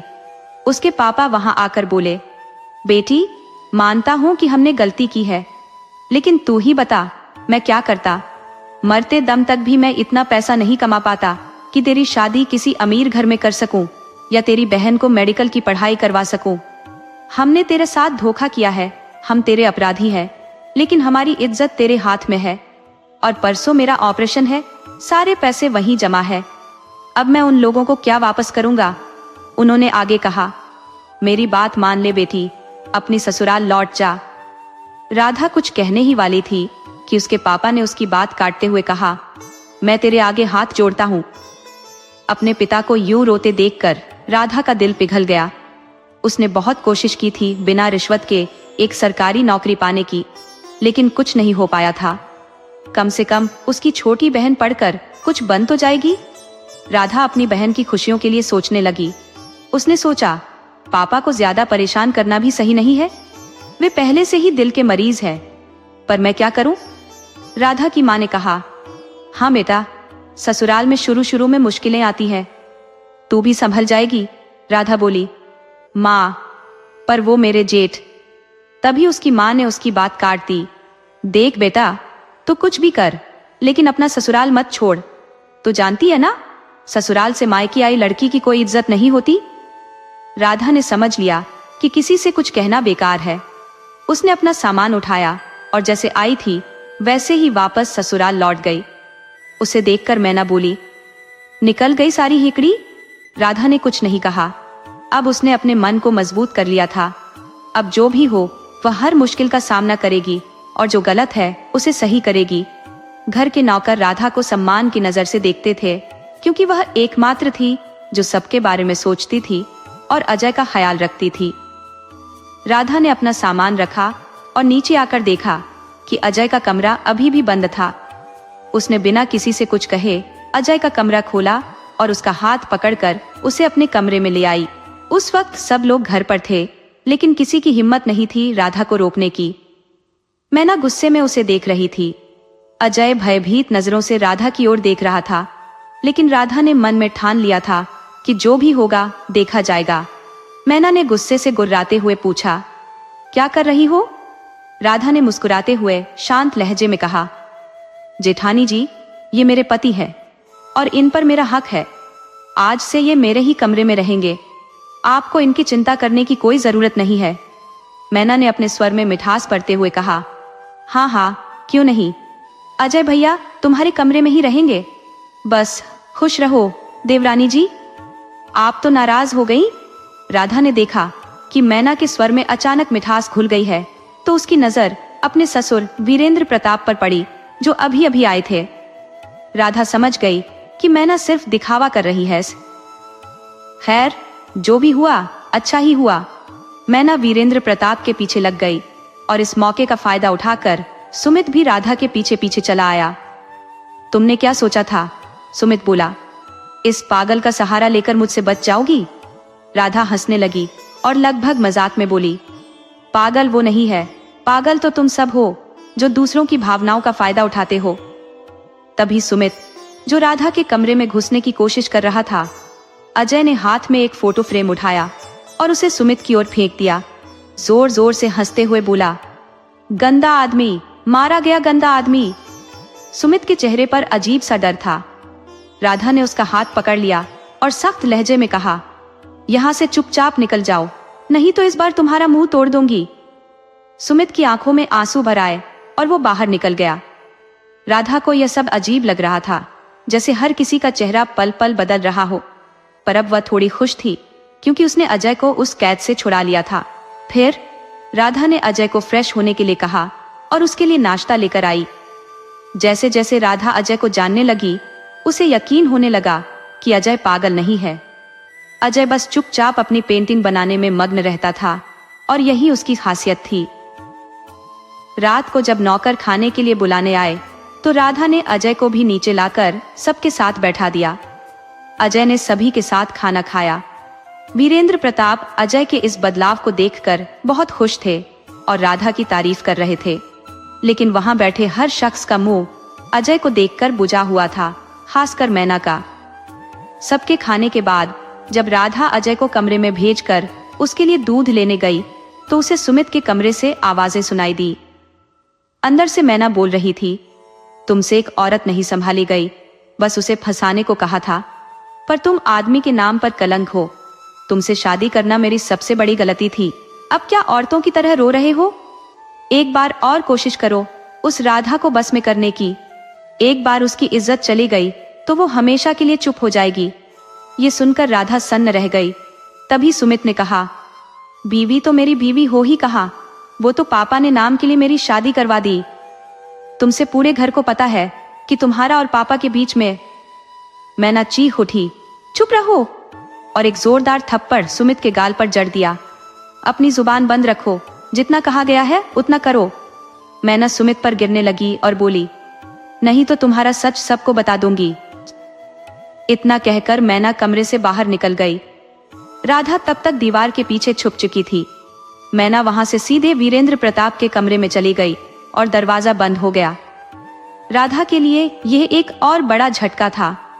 वह सुमित के कमरे की ओर बढ़ी तो देखा कि सुमित अपनी माँ की तस्वीर को देखकर रो रहा था और कह रहा था, क्यों माँ, क्यों हमें छोड़कर चली गई?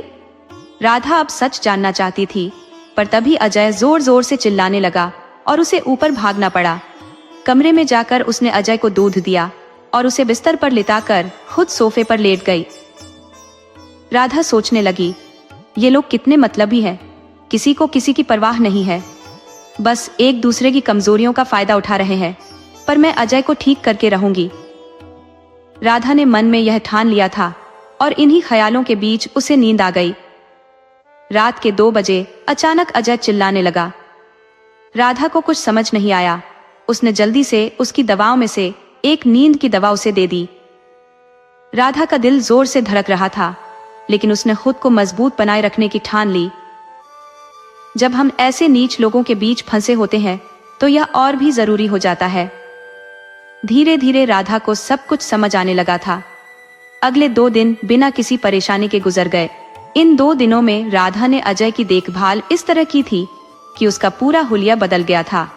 सही समय पर खाना, समय से सोना और खुली हवा में सैर, ये सब अजय को सामान्य स्थिति में ले आए थे। वीरेंद्र प्रताप अपने बेटे को फिर से सामान्य होते देख बहुत प्रसन्न थे, लेकिन मैना की नींद उड़ी हुई थी। आज अजय का अपॉइंटमेंट शहर के नामी डॉक्टर राकेश दहिया के साथ था। आमतौर पर मैना अजय को एक खास डॉक्टर के पास ले जाती थी, जिसे वो घर पर ही बुलवा लेती थी ताकि अजय को बाहर न जाना पड़े। लेकिन इस बार वीरेंद्र प्रताप ने अजय की सारी जिम्मेदारी राधा को सौंप दी थी और राधा ने अजय को डॉक्टर दहिया के पास ले जाने का निर्णय किया था। इससे मैना को बहुत नाराजगी हुई। वो चाहती थी कि सब कुछ उसके नियंत्रण में रहे, लेकिन अब राधा की देखभाल में अजय की तबीयत सुधर रही थी।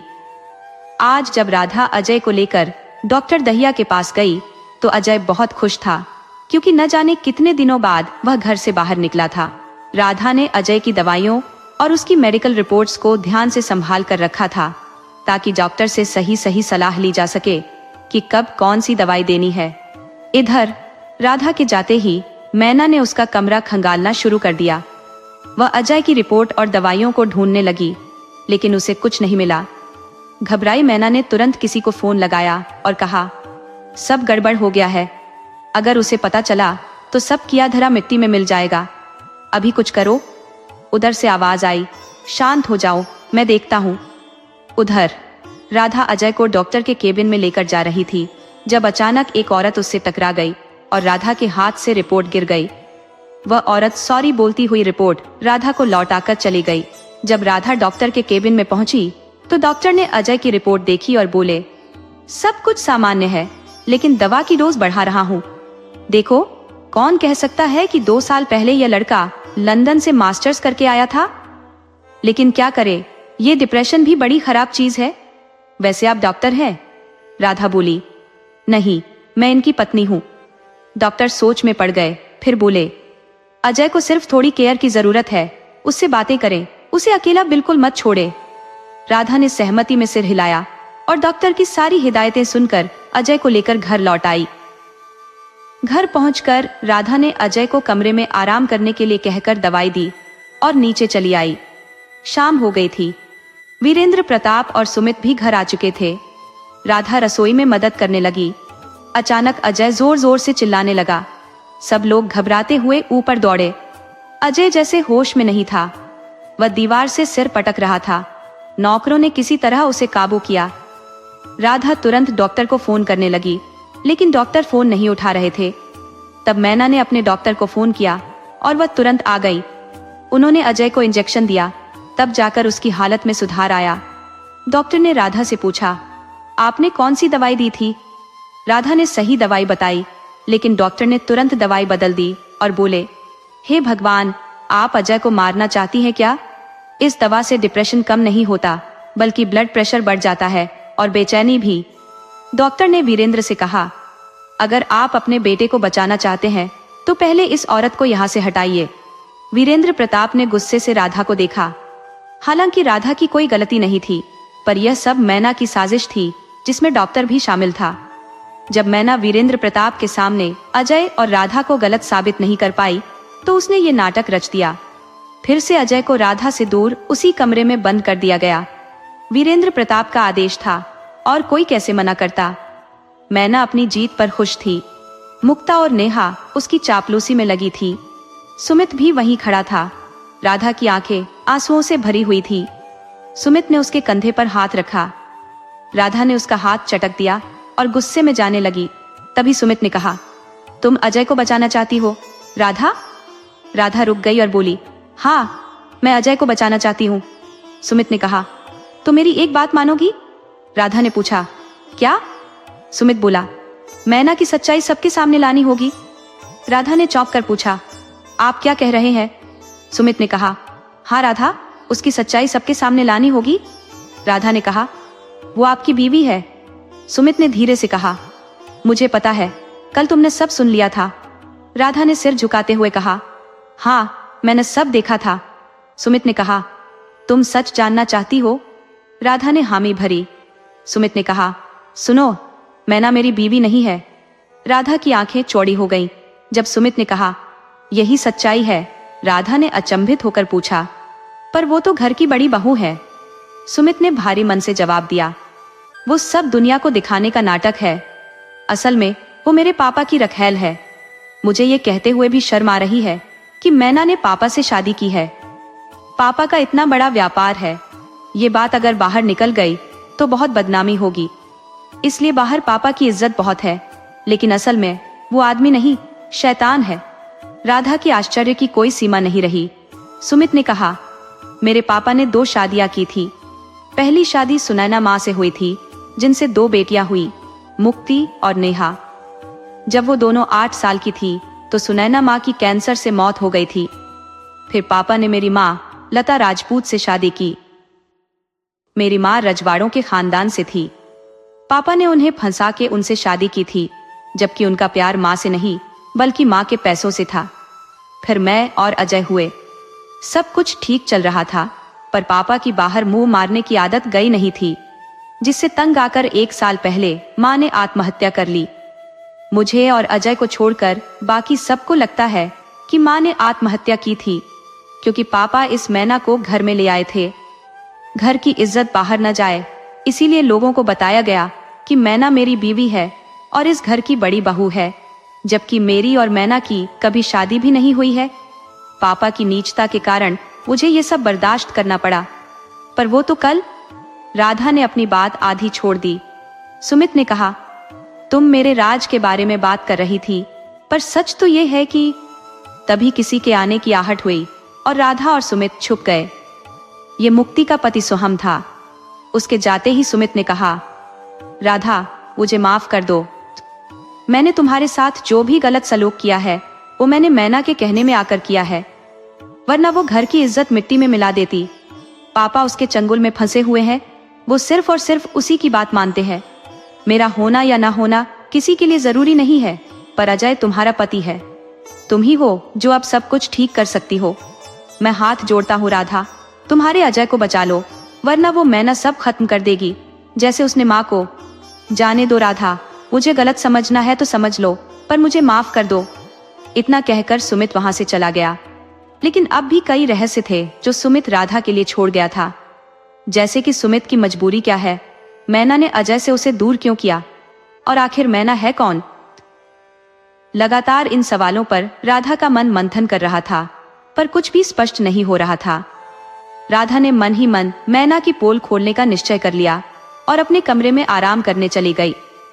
आज का पूरा दिन एक तूफान की तरह आया और चला गया।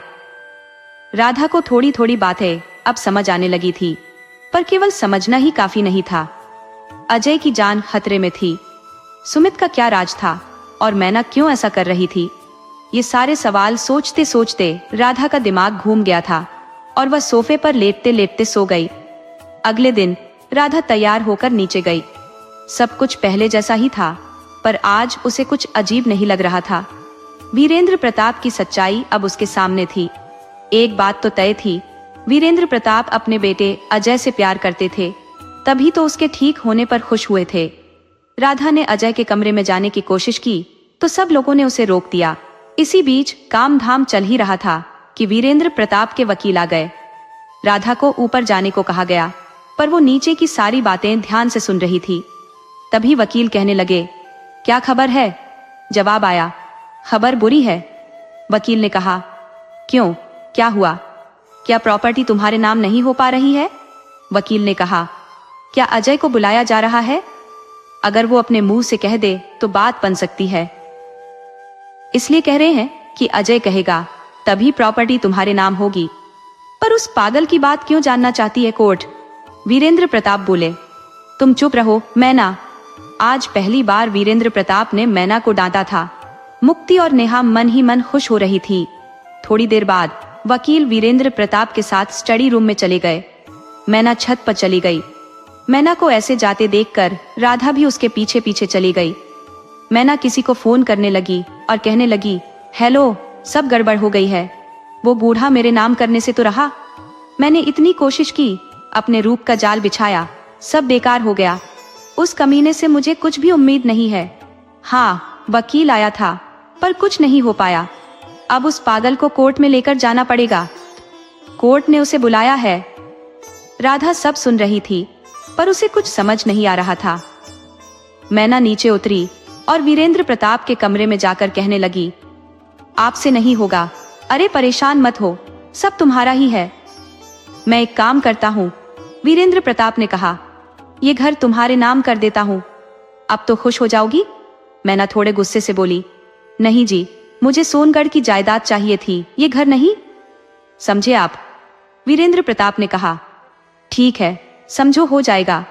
लेकिन मैना गुस्से से बोली, अगर आप मेरे लिए इतना भी नहीं कर सकते तो मैं ये घर छोड़कर चली जाऊंगी। वीरेंद्र प्रताप के लिए ये सहन से बाहर था। उन्होंने मैना का हाथ पकड़कर कहा, मैं कुछ करता हूँ, तुम कहीं नहीं जाओगी। मैना अपनी चाल में कामयाब होती दिख रही थी और एक कमीनी मुस्कान के साथ हंसने लगी। उधर राधा परेशान थी। उसे चिंता थी कि अजय ने कुछ खाया भी होगा या नहीं। किसी को उसकी परवाह नहीं थी। सब अपने अपने में मस्त थे। इतने में सुमित उसके पास आया और बोला, राधा, मुझे तुमसे कुछ बात करनी है।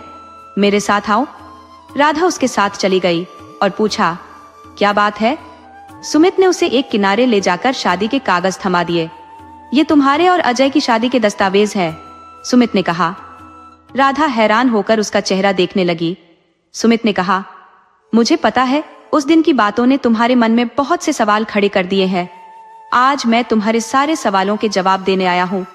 सबसे पहले ये कागज अपने पास रखो। ये सबूत है कि तुम्हारी और अजय की शादी हुई है और इन्हें किसी को भी मत देना। राधा ने सहमति में सिर हिलाया और सुमित ने कहा, तुम जानना चाहती हो तो सुनो। मैना और उसके लोग अजय को पागल बनाकर मार देना चाहते हैं। राधा घबरा गई और उसने सुमित की ओर देखा। सुमित ने कहा, हाँ राधा, मैं जानता हूँ। मैना कौन है, कहाँ से आई है और क्यों आई है, ये जानने की मैंने बहुत कोशिश की, लेकिन पता नहीं लगा पाया। पर तुम्हें अजय की रक्षा करनी होगी। उसकी इच्छाएं और इरादे क्या है, मैं अच्छे से जानता हूँ। सुमित ने अपनी माँ की कहानी सुनानी शुरू की। याद है, मैंने कहा था कि मेरी माँ रजवाड़ों के खानदान से थी। मेरे पापा ने उनसे शादी सिर्फ पैसों के लिए की थी। पापा को पैसे मिले, लेकिन जैसे जैसे समय बीतता गया, माँ को एहसास हो गया कि पापा कितने धोखेबाज और अय्याश है। उन्होंने मुझे और अजय को हॉस्टल में डाल दिया। कुछ दिनों बाद मैं तो घर आ गया, लेकिन अजय को लंदन भेज दिया गया। वो इन सब से बेखबर अपनी दुनिया में खुश था। सुमित ने आगे बताया, माँ अपने घर की इकलौती बेटी थी और सारी जायदाद पर उनका हक था। ये जायदाद इतनी है कि हमारी 8 से 10 पीढ़ियां भी बैठकर खा सकती है। लेकिन पापा की लालच की कोई हद नहीं थी। फिर 2 साल पहले पापा मैना को घर ले आए। माँ ये सब अपनी आंखों के सामने कैसे देख सकती थी, फिर भी वो मजबूत बनी रही। उसी दौरान अजय लंदन से लौटा और ये सब उसके लिए नया था। माँ को दुखी देखकर वो ये सहन नहीं कर पाया। पर जिस दिन माँ ने आत्महत्या की, उसी दिन मैना ने सबको बताया कि अजय ने माँ की याद में खुद को खत्म करने की कोशिश की है और तब से उसकी ये हालत है। मुझे कभी यकीन नहीं हुआ, लेकिन मेरे पास कोई सबूत भी नहीं था, सुमित ने बताया। माँ ने मरने से पहले अपनी जायदाद मेरे और अजय के होने वाले बच्चों के नाम कर दी थी और इसी मजबूरी में मैना ने अजय की शादी तुमसे करवाई। लेकिन वो ऐसा नहीं होने देगी। अजय को पागल बनाकर वो सारी जायदाद हड़पना चाहती है और मैं कभी बाप नहीं बन सकता। यही मेरा राज है। सुमित का चेहरा झुका हुआ था। राधा की आंखों में आंसू थे। उसने सोचा, इतनी बड़ी साजिश, कोई इंसान इतना नीचे कैसे गिर सकता है। सुमित ने राधा को संभाला और कहा, राधा अपने कमरे में जाओ। राधा अपने कमरे में जाकर फूट फूट कर रोने लगी। मैं कहाँ आ गई हूँ? हे भगवान, आपने मुझे किन कमीनों के बीच में फंसा दिया। उसने मन ही मन कहा, मुझे अजय को बचाना होगा। राधा भागकर नीचे गई। सब लोग खाना खा रहे थे। उसने चुपके से कमरे की चाबी निकाली और अजय के कमरे का दरवाजा खोला। उसने अजय को खाना खिलाया। अजय की आंखों में आंसू थे। उसने राधा को गले लगा लिया। राधा के मन में एक ही ख्याल था, मुझे कुछ भी करके अजय को बचाना होगा। पैसे के लिए कोई इंसान कितना गिर सकता है। उसने भगवान से प्रार्थना की, भगवान कुछ ऐसा करो कि मेरे अजय की जान बच जाए। अजय को खाना खिलाकर राधा अपने कमरे में लौट आई और सोचने लगी कि कैसे अजय और सुमित को बचाया जाए। अगले दिन सुबह सुबह मैना और बाकी घरवाले राधा के कमरे का दरवाजा खटखटाने लगे। राधा ने जल्दी से दरवाजा खोला तो मैना उसे धकेलकर पूरी कमरे की तलाशी लेने लगी। राधा को कुछ समझ नहीं आया। मैना ने राधा के बिस्तर के नीचे से कुछ निकाला और सबको दिखाने लगी। देखिए, जिसे आप अपने बेटे की हितैषी समझते हैं, वही उसकी जान की दुश्मन निकली है। राधा कुछ बोल नहीं पाई। वीरेंद्र प्रताप ने देखा, सच में जहर राधा के कमरे में ही मिला था। रात में कोई कमरे में आया भी नहीं था। वीरेंद्र प्रताप ने गुस्से में राधा के गाल पर एक जोरदार थप्पड़ मारा और गरजते हुए बोले, आज ही मुझे अजय से तुम्हारा तलाक चाहिए। इसके बाद वीरेंद्र प्रताप आगे बढ़े और मामला समझाकर सबको नीचे ले गए। राधा के लिए यह सब कुछ अप्रत्याशित था। उसे कुछ भी समझ नहीं आ रहा था। उनके नीचे जाने के बाद मुक्ति ने बताया, कल अजय के खाने में किसी ने जहर मिला दिया था और आज सीसीटीवी में तुम्हारे कमरे में कुछ संदिग्ध देखा गया है, इसलिए सबको शक तुम पर है। राधा जब अजय के पास जाने लगी तो मुक्ति ने उसे रोका। सुमित अभी उसके साथ है। अजय, अब ठीक है। मुझे पता है ये सब किसने किया है, लेकिन मैं तुम्हें क्यों बचाऊं? मुझे इससे क्या फायदा? राधा ये सुनकर सोचने लगी, आखिर मैंने किसी का क्या बिगाड़ा था जो ये सब मेरे साथ हो रहा है? अब मुझे खुद को निर्दोष साबित करना होगा। उसे समझ आ रहा था कि लोग स्वार्थ में इतने अंधे हो सकते हैं कि सही और गलत का भान नहीं रहता। वह पहली बार देख रही थी कि कोई कैसे अपनी स्वार्थ पूर्ति के लिए दूसरों को नुकसान पहुंचा सकता है। राधा ने खुद को संभाला और नीचे गई। सोहम, सुमित और मुक्ति के कहने पर उसके ससुर वीरेंद्र प्रताप शांत बैठे थे, पर मैना लगातार उनके कान भर रही थी। पूरा दिन बवंडरों में बीता। राधा को मना करने के बावजूद वह अजय का ख्याल रख रही थी। सबको पता था कि ये मैना का किया हुआ है और वह चाहती थी कि इसका इल्जाम राधा पर लगे ताकि कोई भी इस संपत्ति को बांटने वाला न बचे। भगवान का भी अपना खेल था, अजय बच गया। जब राधा अजय के पास से उठकर कमरे में जा रही थी तो अजय ने उसका हाथ पकड़ लिया और बोला, मुझे छोड़कर मत जाओ। राधा का मन विचलित हो उठा। यह लड़का, क्या हो गया मुझे? तुम्हें सही करना ही होगा, राधा मन में सोच रही थी। अजय ने मैना के साथ किए गए व्यवहार को लेकर सोच रही थी कि अब वह मैना के साथ अजय का ऐसा ही व्यवहार नहीं होने देगी। सुमित भी वहां मौजूद था, इसलिए किसी ने कुछ नहीं कहा। सुमित ने राधा से कहा, आज रात मैना किसी से मिलने जाएगी? राधा ने हैरानी से पूछा, तुम्हें कैसे पता? सुमित ने कहा, बस तुम उसका पीछा करो और पता लगाओ कि वह किससे मिलती है। राधा ने हामी भरी। रात को सब लोग खाना खाकर सो चुके थे। चारों तरफ सन्नाटा था। मैना चुपचाप कमरे से बाहर निकली और मुख्य दरवाजे से बाहर चली गई। राधा ने सब देखा और उसके पीछे पीछे चलने लगी। मैना पैदल ही चल रही थी और राधा भी उसके पीछे हो ली। मैना एक बड़े से घर में घुस गई। राधा ने भी उसके पीछे पीछे जाकर घर की खिड़की से झांकना शुरू किया। अंदर एक आदमी था जो राधा की ही उम्र का लग रहा था। मैना उसकी बाहों में झूल गई और वह आदमी बोला, शाबाश मेरी जान, उन राजपूतों को खत्म कर तुम मेरी इच्छा पूरी कर रही हो। तुम्हारी कितनी तारीफ करूं? मैना ने जवाब दिया, उस कमीने बूढ़े को तो मैंने कभी अपने पास नहीं आने दिया। वो तो बस मेरे इशारों पर नाचता है। रोज रात को उसे एक नशे की पुड़िया देकर उसका काम तमाम कर देती हूं। दोनों जोर जोर से हंसने लगे। राधा को उस आदमी का चेहरा नजर नहीं आ रहा था, लेकिन वह उसकी बातों से सब समझने की कोशिश कर रही थी। तभी मैना ने कहा, जब तक राजपूतों को भिखारी न बना दूं, इस दिल को चैन नहीं मिलेगा। उस व्यक्ति ने फिर कहा, अब तक वह पागल मरा क्यों नहीं? मैना गुस्से से बोली, वह पागल अब तक मरा क्यों नहीं? राधा इस सब को जानने की कोशिश कर रही थी, लेकिन उसे अभी भी समझ नहीं आ रहा था कि आखिर यह कौन है जो इन लोगों का दुश्मन बना हुआ है और क्या होगा आगे। मैंने बहुत जतन किया उसे ठिकाने लगाने का, लेकिन क्या करूं? अब ये नई लड़की आ गई है, उसका ख्याल रख रही है। आज मैंने उस पर जहर देने का इल्जाम भी मर दिया था। अभी देखो, वो बूढ़ा तो मेरी उंगलियों पर नाचता है। उसके आलसी बेटे किसी काम के नहीं है। 2 बेटियां हैं, उनको अपने वश में करना इतना आसान है जितना चींटी को मसलना। मगर ये जो नई लड़की आई है, राधा, वही सब गड़बड़ कर रही है। मैंने कितनी चालाकी से पूरा प्लान बनाया था कि राधा के हाथों से पूरे घर को जहर देकर उसे जेल भिजवा दूंगी। फिर मैं इस सारी जायदाद की अकेली मालकिन बन जाऊंगी और हम अपनी मस्त जिंदगी जिएंगे। वो व्यक्ति बोला, बस बस मुझे तो बस उस राजपूत खानदान की बर्बादी देखनी है।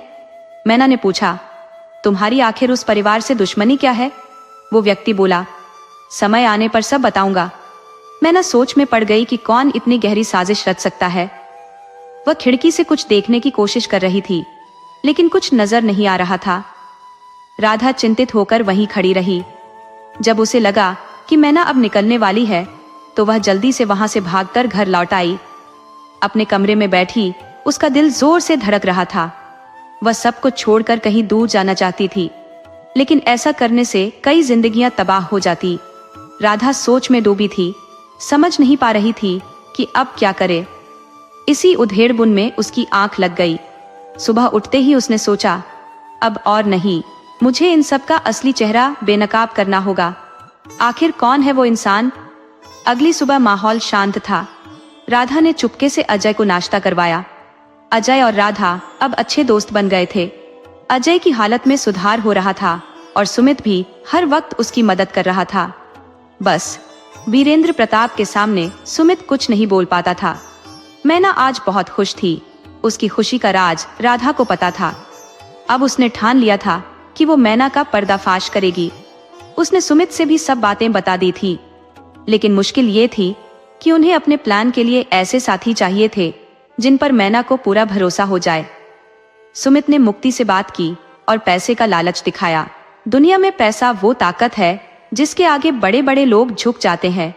मुक्ति को भी पैसा चाहिए था। अब मुक्ति उनके साथ मिल गई थी क्योंकि उसे राधा का पक्ष ज्यादा मजबूत लग रहा था। तीनों ने मिलकर सबसे पहले अजय को राधा के कमरे में शिफ्ट करने का निर्णय लिया। मुक्ति और सुमित वीरेंद्र प्रताप के पास गए और उन्हें काफी समझाया कि अजय को पूरे समय देखभाल की जरूरत है। काफी मान मनोबल के बाद वीरेंद्र प्रताप मान गए और अजय को राधा के कमरे में शिफ्ट करवा दिया गया। यह उन तीनों की पहली जीत थी। राधा के अंदर अब साहस आ गया था। मैना भी कुछ नहीं कर पा रही थी क्योंकि बात वीरेंद्र प्रताप के बेटे की थी। राधा ने सुमित, मुक्ति और उसके पति सोहन को भी अपने साथ मिला लिया था। योजना बन रही थी पर अभी कोई ठोस रास्ता नजर नहीं आ रहा था। नेहा और उसका पति नवीन अब भी मैना के चापलूस बने हुए थे। उन्हें पूरा यकीन था कि मैना उन्हें कुछ न कुछ जरूर देगी। अब राधा की एक टीम बन गई थी जिसमें राधा, सुमित, मुक्ति, सोहन और अजय थे। मैना की साजिश को खत्म करने का अभियान शुरू हो चुका था। हर किसी का एक अहम रोल था। सबसे पहले मुक्ति और सोहन को मैना के चमचे बनकर उसके षड्यंत्र में शामिल होना था। फिर उसकी सारी बातें रिकॉर्ड करनी थी ताकि सब मिलकर वीरेंद्र प्रताप के सामने उसका असली चेहरा उजागर कर सके। राधा को विश्वास था कि सब कुछ सही दिशा में जा रहा है। एक हफ्ता बीत गया लेकिन कुछ भी ठोस हासिल नहीं हो पाया। वीरेंद्र प्रताप मैना की जाल में फंसते ही जा रहे थे। राधा की योजना वैसी की वैसी ही रह गई। हाँ, एक बात अच्छी हुई कि राधा की देखभाल से अजय अब ठीक हो रहा था। अब वह सामान्य हो चुका था और राधा की बात भी मानता था। दोनों अच्छे दोस्त बन चुके थे। मैना को देखकर अब भी वह चिढ़ती थी, लेकिन उसके पास अब कोई रास्ता नहीं था क्योंकि बार बार एक ही चाल चलने से उसकी पोल खुल सकती थी। मैना बहुत सतर्क थी और सुमित और मुक्ति से कोई भी योजना साझा नहीं करती थी। वे बेचारे उसके पीछे पीछे घूमते रहते थे। नेहा और उसका पति नवीन भी मैना के आगे पीछे रहते थे, जिससे नेहा को अब मुक्ति पर थोड़ा थोड़ा शक होने लगा था। ये दोनों मैना से इतना प्रेम क्यों दिखा रहे हैं? और वही हुआ जिसका डर था।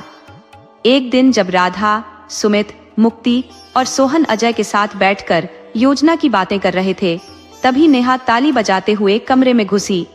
वाह, तो ये है तुम लोगों का प्लान, अभी सबको बताती हूँ। जब मुक्ति ने देखा कि नेहा जाने की तैयारी कर रही है, तो उसने अचानक पास रखा फ्लावर पॉट उठाया और नेहा की खोपड़ी पर जोरदार प्रहार किया। नेहा तुरंत जमीन पर गिरी और बेहोश हो गई। राधा और सुमित का चेहरा भय से सफेद पड़ गया। तुमने ये क्या कर डाला? उन्होंने हक्का बक्का होकर मुक्ति से पूछा। मुक्ति ने शांतिपूर्वक जवाब दिया, जो सही था वही किया। उसने आगे कहा, मैंने आज तक कोई सही काम नहीं किया, लेकिन आज पहली बार सही किया है। राधा, हम तुम्हारे साथ हैं। नेहा को मैं संभाल लूंगी, तुम अपनी योजना पर ध्यान दो। फिर उसने नेहा को उसके कमरे में बंद कर दिया। अब इन लोगों का रास्ता पूरी तरह से साफ हो गया क्योंकि नवीन बिना नेहा के किसी काम का नहीं था। राधा और सुमित के चेहरों पर मुस्कान आ गई क्योंकि मैना का अंत निकट था। ये उनके लिए एक नई शुरुआत थी। एक हफ्ते बाद अजय पूरी तरह से ठीक हो गया था। राधा उसका अच्छे से ख्याल रखती थी। अजय कम बोलता था, लेकिन उसके दिल में राधा के लिए जगह बनती जा रही थी। जो दे। एक दिन राधा ने देखा कि अजय उसे देख रहा है। वह कुछ परेशान हो गई और पूछा, क्या हुआ? आप यहाँ क्यों बैठे हैं? अजय ने जवाब दिया, तुम बहुत अच्छी हो। राधा ने कहा, तुम्हें कुछ कहना है? अजय ने कहा, राधा, मैं पागल नहीं हूँ। राधा ने सहमति में सिर हिलाया, मुझे पता है। फिर अजय ने खुलासा किया, मुझे पागल बनाया गया था। मेरी माँ की हत्या की गई थी, उन्होंने आत्महत्या नहीं की थी। राधा चौंक गई। आपको कैसे पता? अजय ने बताया, मेरे बाप और उस कमीनी मैना ने मेरी माँ को मारा और जब मैंने उन्हें देख लिया तो उन्होंने मुझे छत से धक्का दे दिया। राधा ने आश्चर्य से पूछा, क्या? अजय ने कहा, हाँ, उन्होंने मुझे पागल बनाने में कोई कसर नहीं छोड़ी। मेरी माँ की प्रॉपर्टी के लिए ये सब किया गया। जब उन्हें पता चला कि मेरी माँ ने अपनी संपत्ति मेरे होने वाले बच्चे के नाम कर दी है, तो उन्होंने मुझे पूरी तरह से पागल बनाने की कोशिश की। राधा ने गहरी सांस ली और कहा, तुम गलत समझ रहे हो, ये सब मैना का किया धरा है। अजय ने राधा की ओर देखा और कहा, मुझे परवाह नहीं कि किसने किया, बस इतना पता है कि माँ को पापा ने मारा और मुझे पागल बनाया। फिर अजय ने धीरे से कहा, राधा, मैंने तुम्हें सब कुछ बता दिया, अब मुझे छोड़कर मत जाना। राधा ने सिर हिला दिया, नहीं अजय, मैं तुम्हें कभी नहीं छोड़कर जाऊंगी। अजय ने बिना कुछ सोचे समझे राधा को गले से लगा लिया। राधा के लिए यह सब कुछ नया था। इतने इम्तिहान के बाद आज उसे पहली बार प्यार का एहसास हुआ था। अजय ने उसका हाथ थाम लिया और कहा, राधा, मैं अब पूरी तरह से ठीक हूँ, लेकिन मुझे अभी भी पागल बने रहना पड़ेगा। सुमित को सब सच पता है, लेकिन हम किसी और पर भरोसा नहीं कर सकते।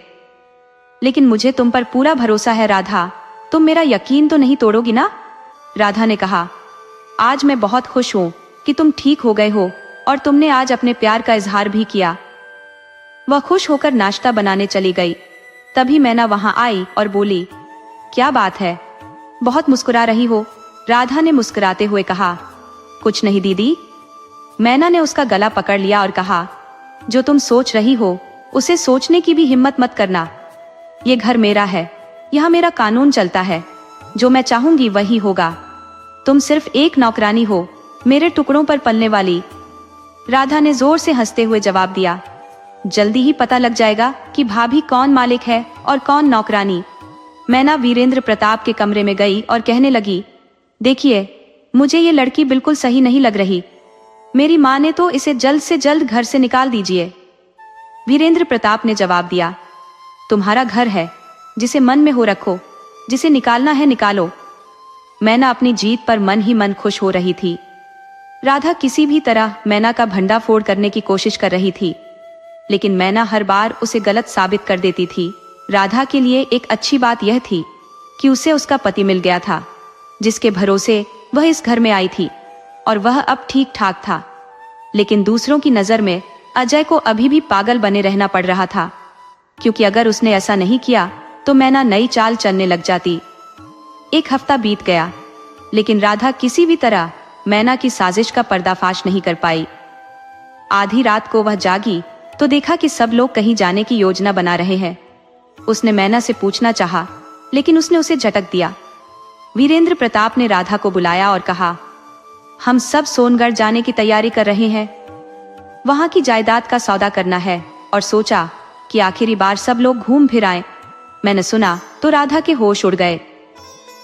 उसके मन में सवाल उठा कि आखिर बिना अजय के दस्तखत और प्रॉपर्टी के कागजों के ये सौदा कैसे तय हो गया। सब कुछ उसकी आंखों के सामने नष्ट होता दिख रहा था, पर उसके हाथ बंधे हुए थे। वह कुछ कर पाने में असमर्थ थी। अजय का नाश्ता लेकर वह उसके कमरे में गई और सारी बात उसे बताई। अजय ने उसे धैर्य रखने को कहा और फिर सबको कमरे में बुलाया। इस बार मुक्ति के साथ नेहा भी आ गई थी। इसका कारण था पैसों का लालच, लेकिन मैन काका का पर्दाफाश करने के लिए पूरे परिवार का एकजुट होना जरूरी था। मुक्ति ने नेहा को मना लिया था। इस तरह से नेहा, मुक्ति, नवीन, सोहम और सुमित सब अजय और राधा के साथ हो गए थे।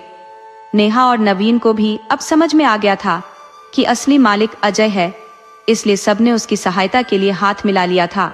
अब घर लौटने की तैयारी हो गई थी, लेकिन वीरेंद्र प्रताप को कुछ जरूरी काम आ गया, तो उन्होंने एक दिन रुकने का प्रस्ताव रखा। इस पर मैना का चेहरा लटक गया। उसे नहीं पता था कि आज की रात उसके लिए कितनी भयानक होने वाली है। पूरा दिन गुजर गया। सुमित दिन भर मैना पर निगाह रखे हुए था। रात के खाने के बाद सब सोने चले गए। तभी मैना वीरेंद्र प्रताप के लिए दूध लेकर जाने लगी। राधा को पता था कि उस दूध में नींद की गोली है, तो उसने नेहा को भेज दिया ताकि वह किसी भी तरह मैना को रोक ले, क्योंकि उसे उस पर कोई शक नहीं होगा। जैसे ही मैना दूध लेकर जा रही थी, नेहा ने जानबूझकर उसे टक्कर मार दी, जिससे नशीला दूध मैना के हाथ से गिर गया। मैना को गुस्सा आ गया और वह नेहा को खूब खरी खोटी सुनाने लगी। नेहा ने उसे दूसरा गिलास दूध बनाकर दे दिया, जिसे मैना को लेकर जाना पड़ा, लेकिन अब उसने कोई दवा नहीं मिल पाई।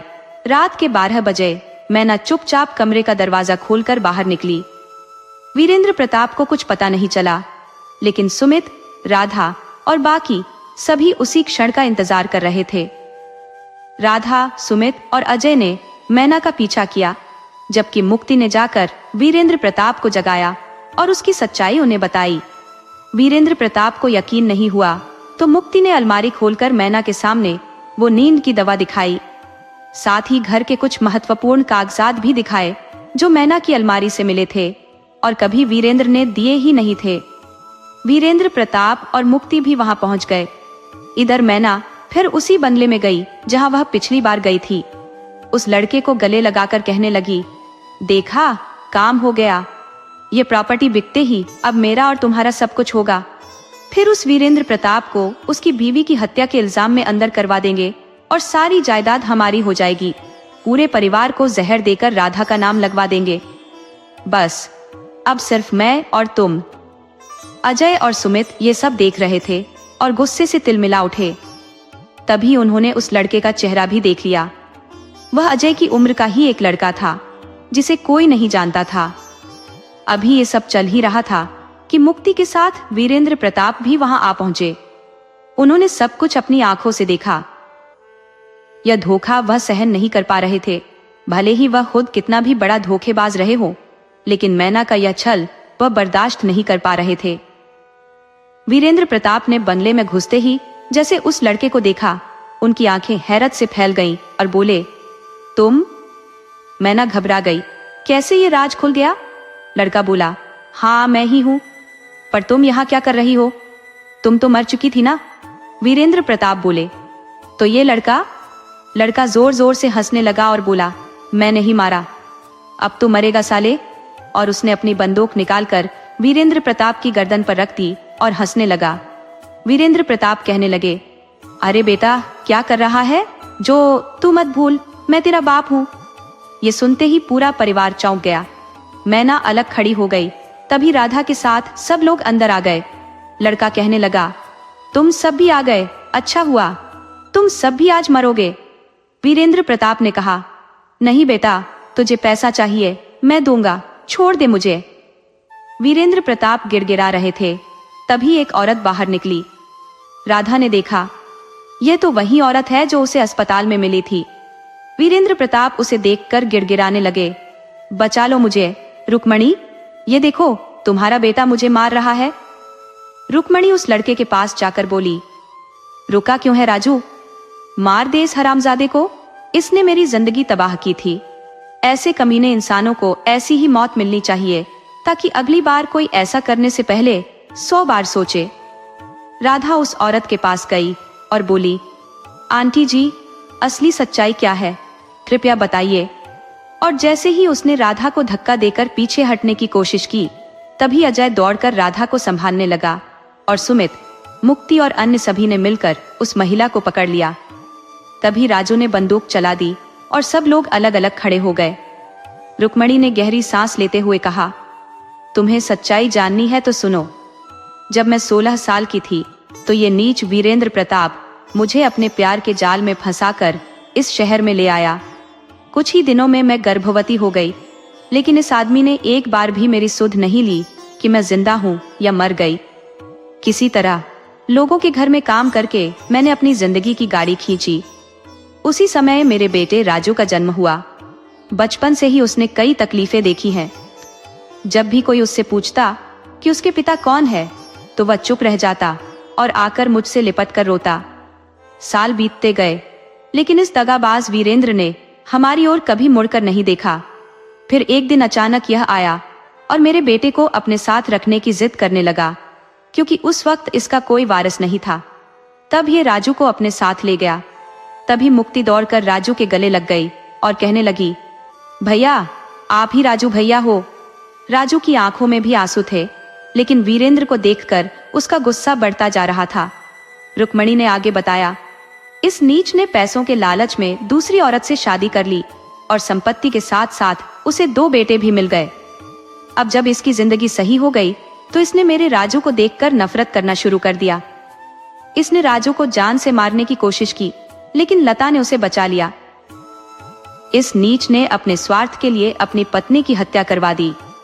मैंने राजू के दिल में नफरत का बीज बोया और वीरेंद्र से बदला लेने के लिए राजू ने यह सारा नाटक रचा, जिसमें उसकी मदद मैना ने की। मैंने मैना को वीरेंद्र के पीछे लगाया और इस प्रॉपर्टी के लिए इसने मेरे बेटे को मारने की कोशिश की। इसी संपत्ति के लिए मैंने इसके हाथों इसकी पत्नी का खून करवाया। मेरे बेटे को कभी बाप का प्यार नहीं मिला, इसलिए मैंने ऐसी चाल चली कि यह खुद अपने बेटे को पागल बना दे। और जैसे ही अजय पागल हुआ, वीरेंद्र के भीतर का बाप जाग गया और उसे संपत्ति की चिंता होने लगी। लेकिन लता ने पूरी संपत्ति अजय और सुमित के बच्चों के नाम कर दी थी, इसलिए अजय को पागल बने रहना पड़ा, जबकि सुमित तो इस काबिल भी नहीं था कि वह बाप बन सके। मैना ने अपने हुस्न के जाल में फंसाकर इस कमीने को पूरी तरह से अपने कब्जे में कर लिया था और बहुत जल्द ही वह पूरी संपत्ति हथिया लेती। लेकिन इस लड़की राधा ने आकर सारा खेल बिगाड़ दिया। लेकिन नहीं, मैं इस आदमी को जिंदा नहीं छोड़ूंगी। इतना कहने के बाद जैसे ही रुक्मणी ने बंदूक उठाई, तभी पीछे से पुलिस आ गई और सबको हथियार डालने को मजबूर कर दिया। रुक्मणी को भी अपनी बंदूक रखनी पड़ी, लेकिन वीरेंद्र प्रताप ने जैसे खुद को बर्बाद होते देखा, उसने अपनी बंदूक उठा ली। कैसे वह अपनी इज्जत का कचरा होते देख सकता था? शहर में उसकी एक बड़ी प्रतिष्ठा थी, इसीलिए उसने बंदूक उठाई और रुक्मणी को एक गोली मारी, फिर खुद को भी गोली मारकर अपनी जीवन लीला समाप्त कर ली। जब तक पुलिस उन्हें रोक पाती, वीरेंद्र प्रताप अपनी जान ले चुका था। पूरे परिवार के सामने 2 लाशें पड़ी थी। सब एक दूसरे को देख रहे थे, जैसे इस हादसे पर यकीन नहीं कर पा रहे हों। राधा ने जब सामने लाशें देखी तो वह बेहोश हो गई। थोड़ी देर बाद जब राधा को होश आया तो सब लोग उसके चारों ओर खड़े थे। अजय और सुमित ने राजू से माफी मांगी और राजू ने भी उन्हें माफ कर दिया। मैना भी राधा के पास गई और बोली, मुझे माफ कर दो राधा, मेरी तुमसे कोई निजी दुश्मनी नहीं थी। मुझे अपनों के लिए यह सब करना पड़ा, लेकिन तुमने जो किया वह अपनों के लिए किया।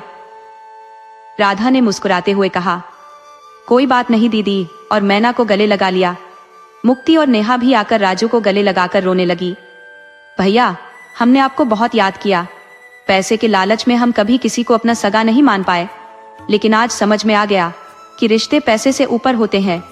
इस बात का एहसास हमें राधा ने दिलाया, जो हमारे परिवार की भी नहीं थी, लेकिन अजय को सही रास्ते पर लाने और इस घर को बचाने के लिए जी जान से लगी रही। नेहा ने रोते हुए कहा, पापा इतने गिरे हुए होंगे, हमने कभी सपने में भी नहीं सोचा था। और फिर वह राधा को गले से लगा लिया। अजय भी राधा को देखकर खुश था। पुलिस वहां से जा चुकी थी, क्योंकि यह एक मर्डर केस था और सबके बयान दर्ज हो चुके थे। शाम तक उन्होंने उन दोनों का अंतिम संस्कार कर दिया और राजू उनके साथ मिलकर खुश था। कभी कभी हम दूसरों की बातों में आकर सभी को दुश्मन मान लेते हैं। यही हाल राजू का था। उसने जो भी किया वह रुक्मणी का बदला लेने के लिए किया। अब सब कुछ सही था। राधा को भी अपना परिवार मिल गया था। ये सब देखकर मुक्ति और नेहा भी अपने पतियों के साथ अपने अपने ससुराल जाने की जिद करने लगी, क्योंकि रिश्ते हमेशा पैसे से बढ़कर होते हैं। राधा ने अपने इन मुश्किल वक्त में सफलता हासिल की थी। जो भी चुनौतियां उसकी राह में आई, उसने उनका डटकर सामना किया। बड़ी बहादुरी से उसने आगे कदम बढ़ाए। चाहे जो भी हो, उसने अपने घर को बचाया। वीरेंद्र की मौत के कुछ समय बाद राजू और मैना ने भी शादी कर ली और दोनों अपने घर वापस चले गए। अब केवल सुमित, अजय और राधा ही उस घर में रह गए थे। राधा ने अच्छे से पूरे घर को संभाल लिया था और अजय का भी ख्याल रखती थी। कुछ ही दिनों में डॉक्टर की सलाह पर अजय ने भी अपना ऑफिस संभालना शुरू कर दिया था। सुमित और अजय मिलकर अपने अपने कामकाज संभालने लगे। सब कुछ बिल्कुल ठीक हो गया था। एक बार फिर एक महिला ने अपनी जिंदगी की मुश्किलों से उभरकर अपने इम्तिहान को पास किया था। राधा जैसी सुंदर और सुगढ़ लड़की ने उस घर को स्वर्ग बना दिया था। अब उनकी जिंदगी खुशी खुशी चल रही थी और वे अपनी जिंदगी हंसी खुशी बिता रहे थे।